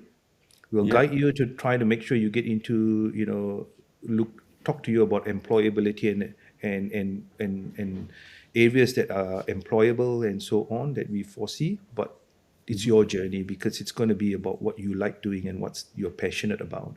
So that's been basically our principle. Mm. And yes, and so on. And so it's been good. And from a lifestyle point of view, I'm a vegetarian. When I first came, I do take fish now and so on. So the other thing, simple things like this in school, kids want to try different food, because they were, as young kids, they all were vegetarians, because I was a vegetarian, my wife is, and so on. So what do we do there? And I was quite open minded. I said, I don't want you to be doing anything behind my back. So I rather, if you want to try food, go ahead and try it. Then if you don't like it, you don't like it. If you like it, it's up to you. So my kids today, obviously, they eat a lot more different variety of food than I do, but that's completely okay with me, because they have chosen to. But most of the time they also prefer being vegetarian, so we are a lot of times in that space. But giving them the option to choose was important, and guiding them through it, and so that they're not doing things behind our back there, but they look at us as parents, that things that they can discuss with us, and so on. Obviously, the other thing was bullying in school was an important Yeah, factor that's what for I us. was about to ask. Like, those aspects, like bullying and addictions and all that. How Yeah. you take care of that? So we always went to schools, and we always went through recommendations from others. And then when Mm-hmm. we went for the tour, we always, my wife especially, was very engaged in schools in the start, just to kind of suss out, how do they, if any bullying was complained and all that, how will the team in the school respond to that, and what would they do? Now we knew that we couldn't avoid bullying. It's going to happen in almost any other school, because it's individuals who bully. But then the important thing is how schools respond to it, and how receptive are they towards when you become a complaint. And so those were the kind of schools that we picked. It was just not for academic reasons, but also how receptive they were when we give them feedback, and what they do about it, and so on and so forth. So when we knew that that was good, that's when we where we put up our kids to go and attend. And then when issues do happen, we deal with it from time to time, but we actually deal with it. We go and speak to the teachers. My son has always been on the shorter side, so sometimes he gets bullied for being shorter. And so that Mm-hmm. was an issue for some time. And we went to schools, and we had a lot of discussions with the teachers and all that, and how they're going to support and help and all that. And we continue to monitor that situation and all that, and what skill sets that he needs to manage those kind of situation and the kids. So it's really important to be in the forefront of these things and not let it go, because the kids need to feel that they are supported and something is being done. The reality is that you can't isolate. Issues of the world are going to exist anywhere you go.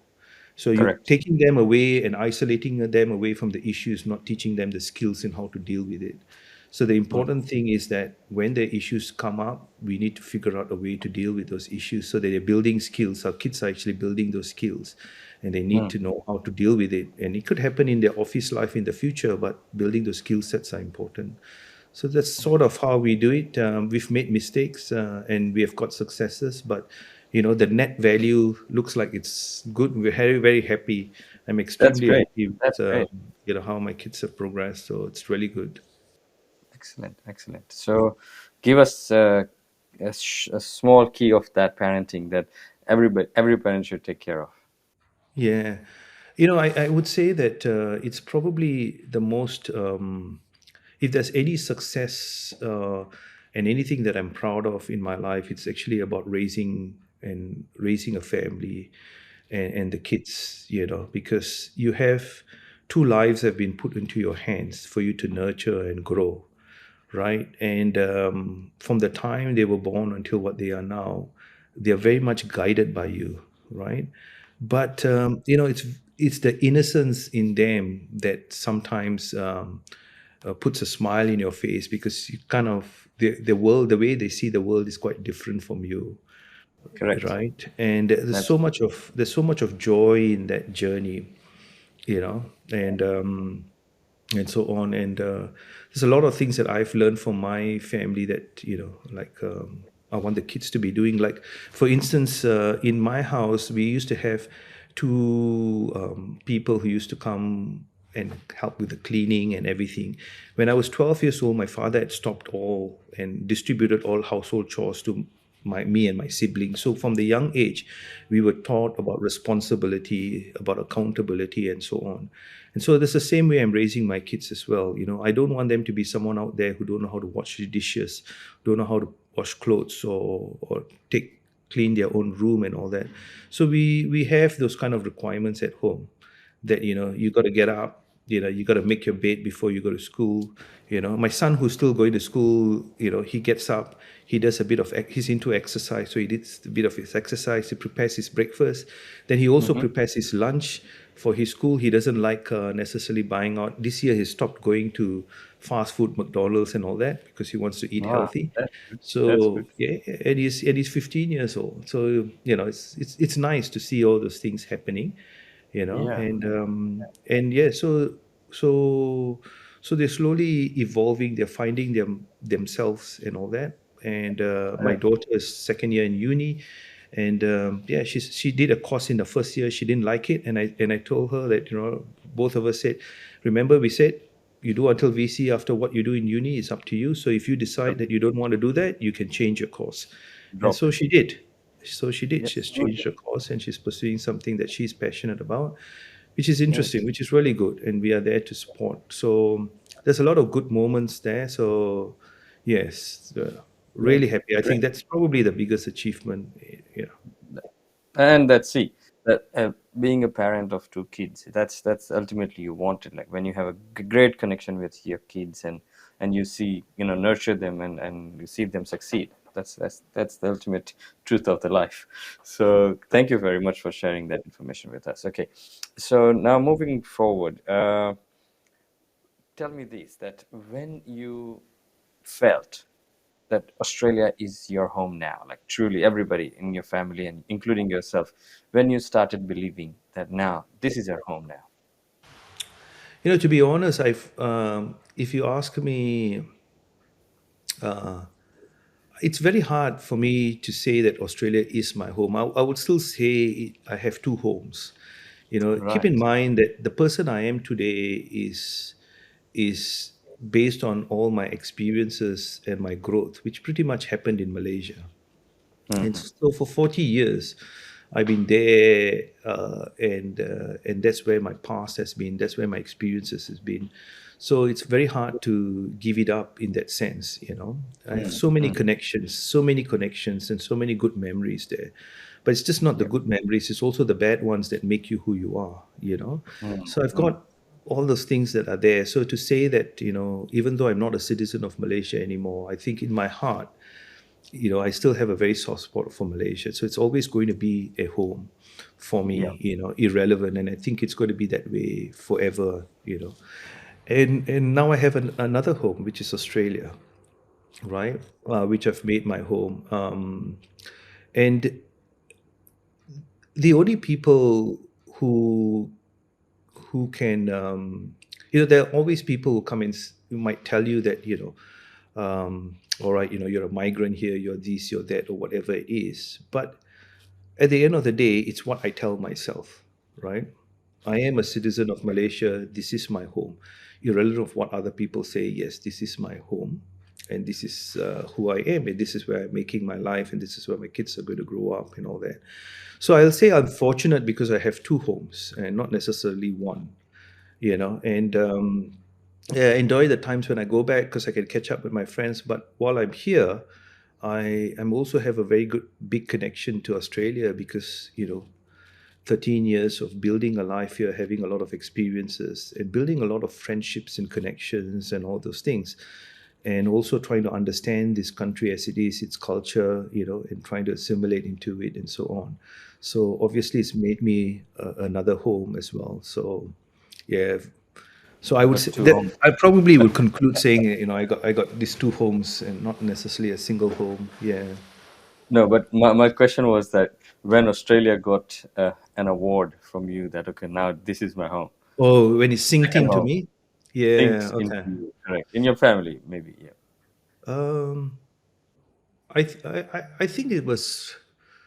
I think it was always there from the early on. When I after making, I was.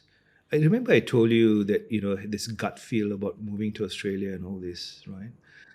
That gut feel for me was very powerful, and in throughout my life, I was always guided by my gut feel. And my Mm, gut feel, whenever I don't follow my gut feel, something goes wrong. It's right, always happened for me. When I right. always feel that, oh, I should do something else because that's what is, and not follow these, it's always didn't work out well. Mm, So mm, I really, really trust my gut feel. And my gut feel was very strong about this move, and my wife felt the same way as well. So I never came to a time like some people where I've been thinking about, oh, this is too difficult. Should I be going back? I never asked myself that question. I think my wife had a few times as well because it's been quite challenging. But I was very focused from the get go of. You see, I had two young kids, and I have my spouse who was not working at that time, right? And I needed to make it here because I didn't have a place to go back.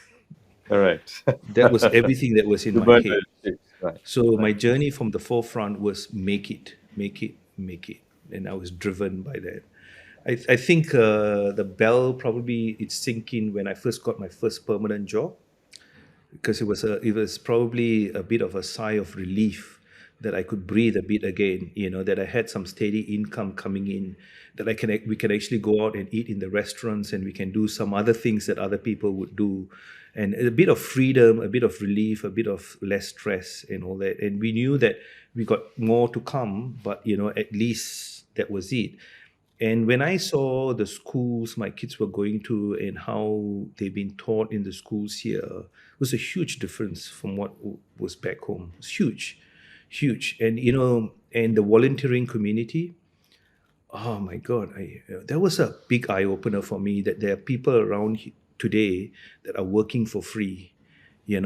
That was a huge eye opener. Like I said, I traveled around the world quite a bit, so having to see that, to know that people do care about others and they're happy to go support other people and not be paid for it.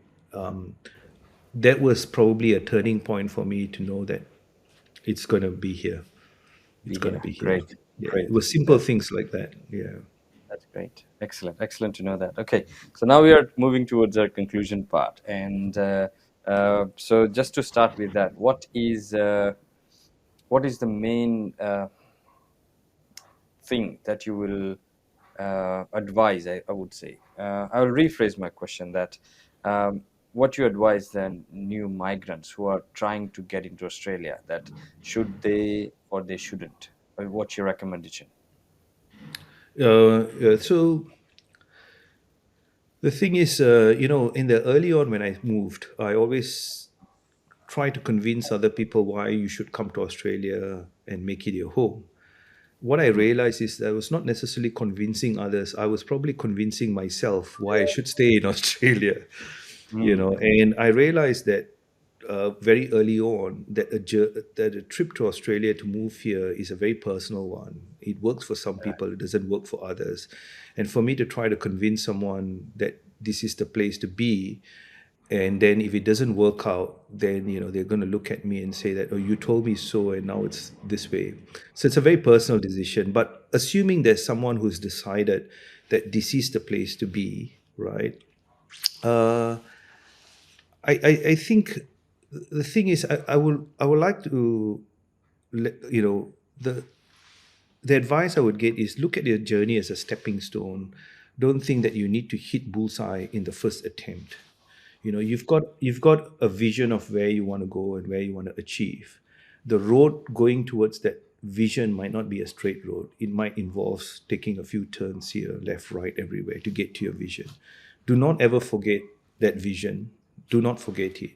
But keep in mind that your trip might not be a straight road. You might have some curves here and there. You might have to do different things, and be prepared for that. Just persevere and keep focus, keep going towards that end goal. Try different things, be open, right? Remember, there's more than one way to skin a cat, so don't think that it has to be done this way to get there. It has to be done this way. Be ready. If you are a skill migrant, that means you have got a lot of experience behind you. Yep. One of the advice I would say is, be ready to unlearn, because some of your ideologies might not work here. So you got to Mm, probably unlearn some of the things and learn some new things, correct. right? Correct. Yep. Even like how they regard jobs here. I think in some of the Asian, a lot of Asian, even the Indian community, we try to apply for jobs by getting a lot more qualifications. Say we put a few qualifications there, will get us a better chance. That is Mm, very true in our back home in our country, but not necessarily here, I feel. So it's yep. different ways. We just got to change our mindset in a lot of things. So be prepared to unlearn a few Yep. things. Be ready to not necessarily put down anything that looks different from what you know, but try to accept things that are a bit different and try to understand why they are different. But try to get into playing that level field of Australia. It is different. It is different from our country. It's not going to have the same parameters of back in our country. It is going to be different. But if you try to apply the same parameters from our back country into this and try to force feed to make it work, it's not going to work. So you got to need to leave how to give and take. So that's probably the advice that I would give to people, that irrelevant of how experienced you are, we don't know everything. We don't know. And we got to keep learning. We got to keep learning, and we got to keep unlearning as well. Great. Great insight. Thank you so much for that. All right. Moving on to next question is, what is one most favorite thing for you for Australia, and one thing you want to change in Australia? So let's say one good thing, I think you just mentioned that the people volunteer, they give their time. That's something you love, fascinated about Australia. But what is something that you want to change in Australia? Like that's something you don't like. Uh, there's one more thing that is favorite to me that I think is worth mentioning. It's also the importance of work-life balance. I think back in my home country, like, you're expected to work long hours sometimes, and it's and people can call you during your off time and all that. But I think there's a lot of respect here about making sure you have a good balance between your family life and your work life and all that, which I think is extremely important. So obviously that's a big thing for me. Anything that I want to change, this could be controversial, but I'll let you know that it's only my perspective. I feel generally, when I look at a lot of people in Australia, this is not necessarily Australians, but people who have lived here for many years. I notice a sense of complacency, that I'm happy with what I have, and I don't have to do anything more or try any harder. A job is just a job, and it's just enough to, as long as you pay me and I do the job, is enough. So I see a sense of complacency among the workforce here. Uh, the way that I've rationalized this is, in a lot of our countries where they're third world, our parents struggled through wars and have come up. So they've always been, you know, with nothing, growing, having something, and then, really feeling the importance to pursue a dream, the importance to drive, to be in a drivership, to be focused and to move forward and so on. I don't see that much of drivership here. I feel people are quite comfortable where they are, and I think it's a bit dangerous because the world is getting smaller. It's going to be a global market sooner or later, and I'm afraid for Australia as a whole that this level of complacency is not going to give us an upper hand, because Mm. in the future I feel like a lot of the jobs might be even outsourced to countries outside. You might have people flying from country to country to attend a job. You don't know. Yeah, maybe, You yeah. don't know. You don't know. So so I think it's really important to be very recent, to know what's going on, to keep your skills updated, Mm. and so on. And yeah, so that's my feel. And my fear is On always. that on that note, I got a question here. Like the workforce, you're raising the question that workforce is not that complacent, that they don't give their heart to the job, right? And is it just an Australian thing, or it's overall? It's Are you seeing this as a generational thing, that the generation itself is trained to be like that? So this again is my opinion, and it might Yeah, be yeah, wrong. yeah, maybe. So I found this to be quite common in first world countries generally that I have traveled to. And I Mm-hmm. feel a lot of drivership in a lot of third world countries. So I could be wrong because I've got no Mm-hmm. data to back me up. This is so just it's Yep, just my perception and my perspective when I visit these yep. countries. And I think in the way that I've rationalized it in my head is that there's a level of comfort in a lot of first world countries. A lot of you can afford almost anything, and you have everything at your disposal almost. But I think in third world countries it's a little bit different. You don't necessarily get things as easy, or at least in my time. Like when I wanted a bicycle, my parents took 1.5 years to get it for me because they had to save up for it. So I knew the value of waiting. It took me Yeah. 3 years. Pardon? Oh, is It took it? me 3 years. Yeah. You see, but that's it. The idea of wanting something and waiting for it. But today it's not that way. You want a bicycle, just go off to Kmart and probably get one, and That's that's it. it, right? So it's a whole different. So it could be a generational thing, but it could be also, the maturity within a country itself. Australia has not been in war for many years, and it's quite stable along the way. So it drives certain kind of behaviors, I would assume. Right. You know. Right. So yeah, so I think for anyone, you know, for anyone, whether quite interestingly, I've seen migrants also being quite complacent, which is which is a No, very whoa, interesting thing that I've whoa. seen. Really? And Yeah. it was an eye opening for me as well because they're quite satisfied with what they have, and they want to have a limited number of hours because they can get some support from Centrelink and so on. So this never is a formula in my head. Trying to get support from the government. Everything is about we getting what we earn and making a life and driving. So these are all very new to me. Complacency is my biggest fear. I always move jobs after a very few years because I feel like I'm getting complacent, and complacency it drives fear in me. So that's why I changed my role. But I think that's something that we need to watch out for, because I think it's one day someone might come up to us and tell us that you don't have a job because your skill set's not required, and it becomes too late to do anything because Yep. we never thought about how to reinvent ourselves and get the necessary kind of skills that keeps us employable, especially if we need to continue to work and so on. Mm, mm, mm. Yeah. I'm getting what you're So saying. Yep. yeah.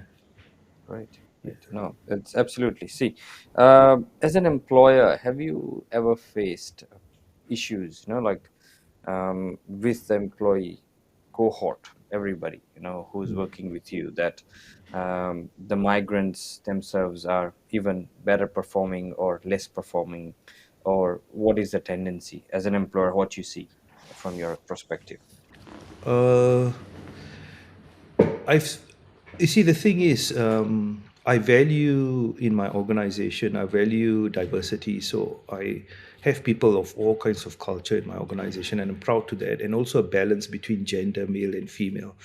So the thing is very simple. I don't necessarily see it in specific communities per se, but I see it in specific people. And if I see specific people that are not aligning to the value and doing what and whatever it is, then or rather they don't be in the organization. So I'm very careful. You see, for me, the bottom line in an organization or our organization is the organizational culture. For me, that's the foundation of everything that we do. To have a really robust and a very constructive organizational culture.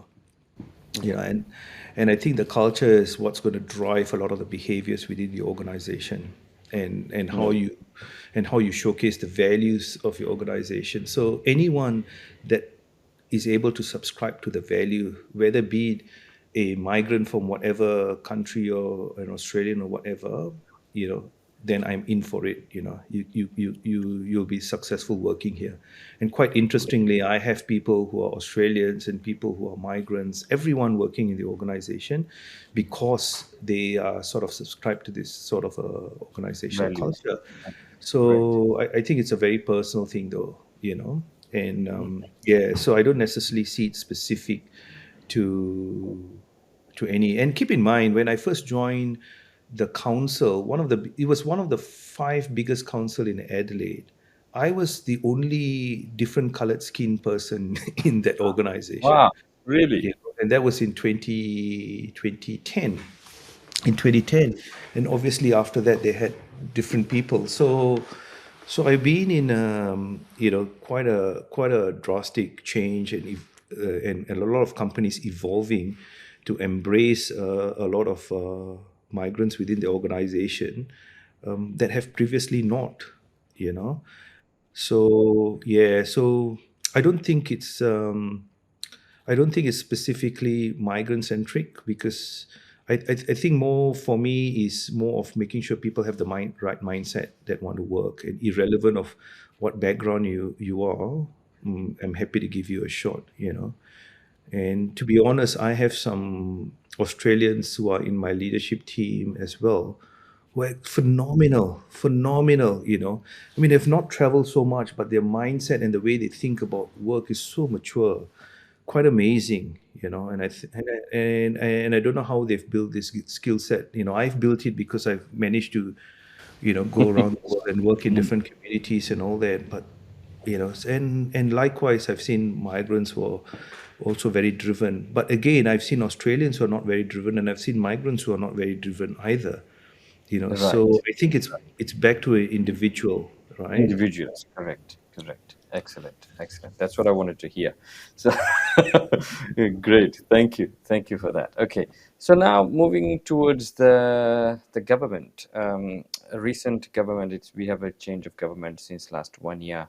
They are implementing new rules for the migrants, but somehow they can't control the inflation just because of the maybe COVID and post-COVID impact.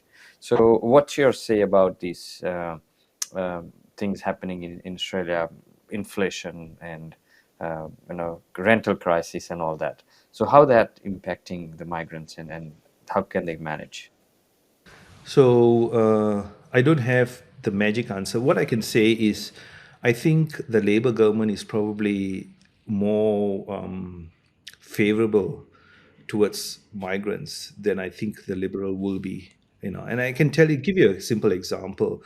When I first came, it was the Labour government, was the ruling government, right?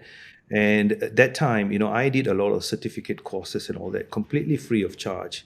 And I did that as a temporary resident, not even as a PR, right? Because there were so many, all sponsored by government and so on and so forth. And I think the Labour government was really allowing a lot more migrants to come, providing a lot more opportunities in sorts of studies and all that. And I know as soon as the Liberal government took over, a lot of these things were pulled back. So I've always had a favor for the Labour in terms of migration, because I see that there's a lot more support in terms of migration. As far as the inflation and everything that's happening now, it's I don't think anyone has a crystal ball answer. for No, and how to it's work I here. think it's a global thing. Like it's just not happening in Australia, right? It's happening all over the world. So basically, we Yeah. are So I think the stuck with first that. thing a migrant comes here is they're looking for a home, a rental. And Mm. today's news, I was just listening and how big a crisis it is. They're not Ah, talking about now houses anymore. They're talking about rooms. They've gone down to the level of rooms, true. that rooms not being available, right? So it's Mm, it's it's definitely a challenge. mm, But then again, they were saying something that really caught on to me. They said that there's a lot of places like Airbnbs and investment properties that people are owning that only has got a lot more that they rent out during peak periods for people who come and stay for a few nights and so on. But for the rest of the year, it is available and it's vacant. all So all right. I can say is that if migrants there are owning any of this, maybe consider allowing some of the migrants coming from other countries to stay in your place Stay for a temporarily while, yes, while at it's least a month or vacant, something. even Yeah, at a discounted price or whatever, to see in yeah. many ways that we can help the migrant community come in. It is for sure a very positive that they have opened up the gates to a lot more migrants. I think it's 300,000 or something, if I'm not mistaken, that they're looking to come in. So it's a huge population that's going to come into the country, and it's necessary for migration to happen. But again, we are in this situation about cost of living and all that. I don't have the magic answer for it, to be honest. That's all right. That's all right. Yeah, no, I understand that. So, what about these migration things? So, let's say government is trying to promote migration. They're saying we need more migrants. Next 2 years plan is to bring around 600,000 migrants. So, do you see this as a good move, or we are exhausted? We are done with the migration as a Oh, country. I don't think we'll ever be done with migration. I Mm, mean, there's so much opportunity for growth within Australia, and I think migration is going to be an important aspect of it. I think the wealth of knowledge. Let's talk about skilled migrants for where I'm yeah. familiar with. Mm, The wealth of knowledge and experience that skilled migrants bring to this country is almost phenomenal. yeah. I mean, the other day I was watching a video about. I was watching a YouTube video about this. Professor from Singapore. It was an Indian man who was talking about China becoming the next number one economic uh, world leader, beating US, and it's going to happen in the next 5 to 10 years. And he was saying that US is probably not going to be number two; it's going to be India, and so on, right? And in his discussion, one of the things he said is that the reason why you know the Chinese are also so well educated is because they've been sending their people over to the US, and they've all been educated in the US to all the good universities in the US, that they all can speak in a very similar sort of a language when it comes to that field of work and study and so on. And they're all towards the Asia region where they come back to, and they're communicating quite effectively, just being one of the examples that he gave.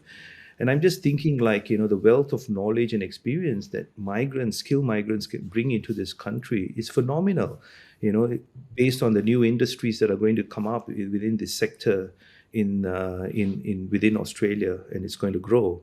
Obviously, it becomes a bit of a threat around your jobs, our jobs, who's someone else going to be better. And that's why it's really important to keep our skill sets very recent, and we continue to evolve and grow as well, right?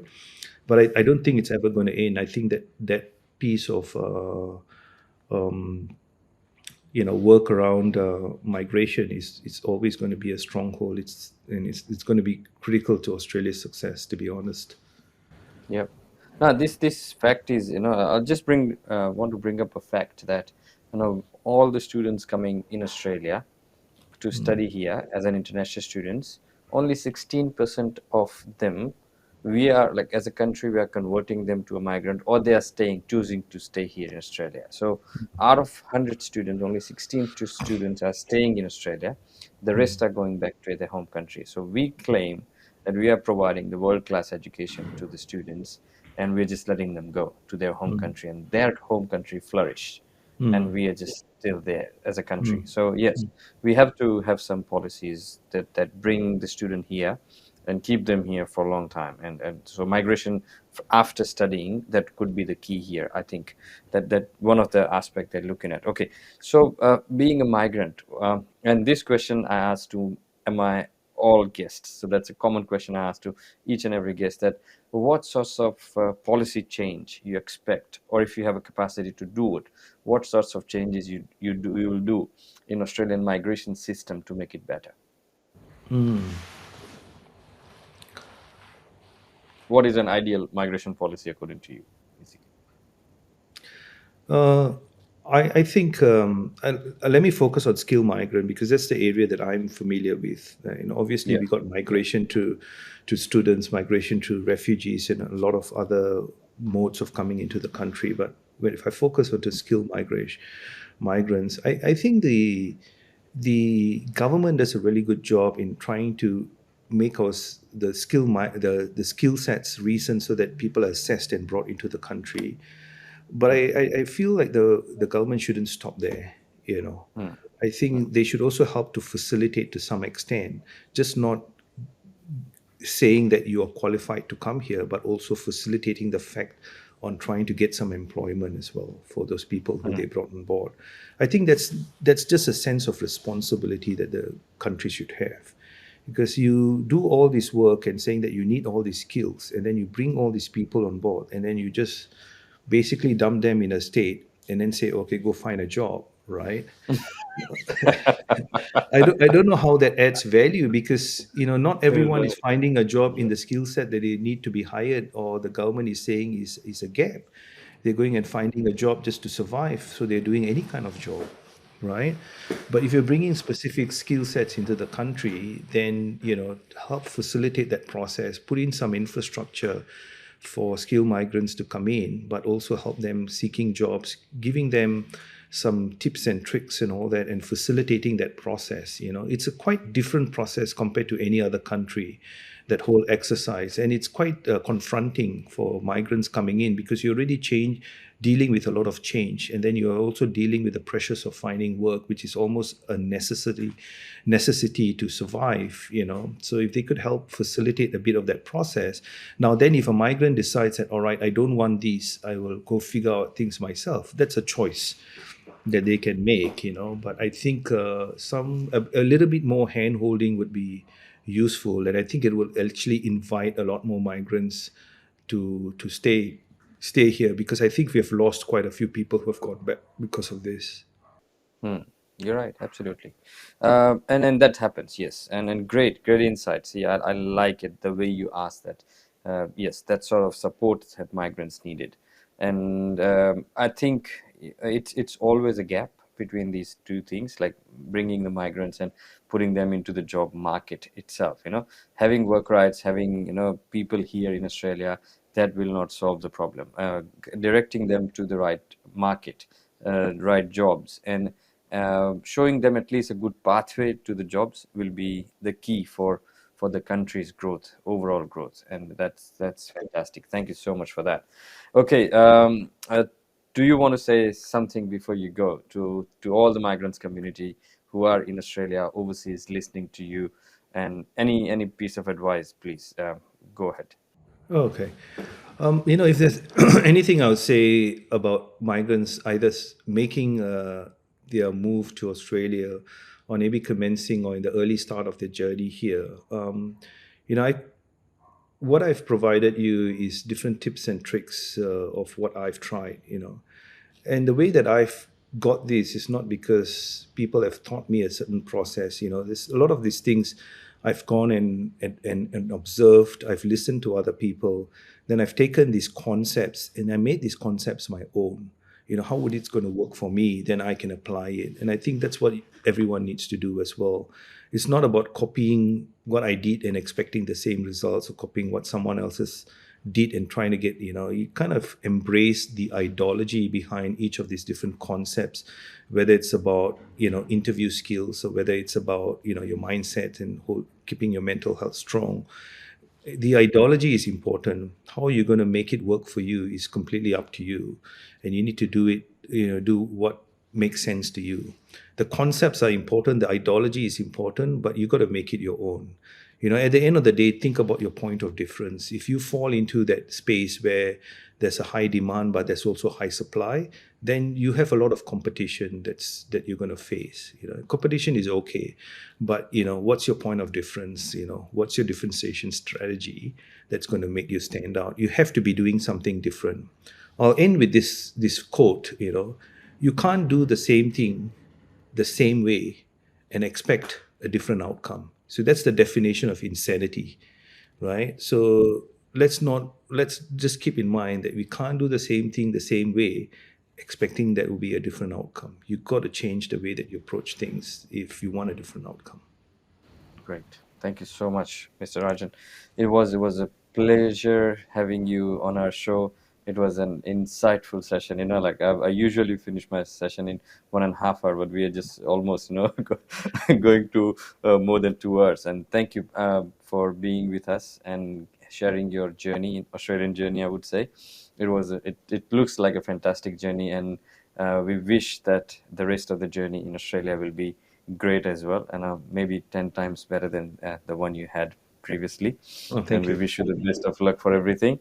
And we welcome you again whenever you get chance. Please come to our show one more time to share other facts and things, whatever you can share with our audiences. So we will be waiting whenever you get time. Please connect with us, and thank you very much for joining today. Absolutely. And also to you, what you're doing in terms of supporting other migrants is invaluable. It's very important Thank you. work. So thank you. And thank you for the opportunity to give me some time to share my thoughts as well. So appreciate that. Thank you so much. Thank you.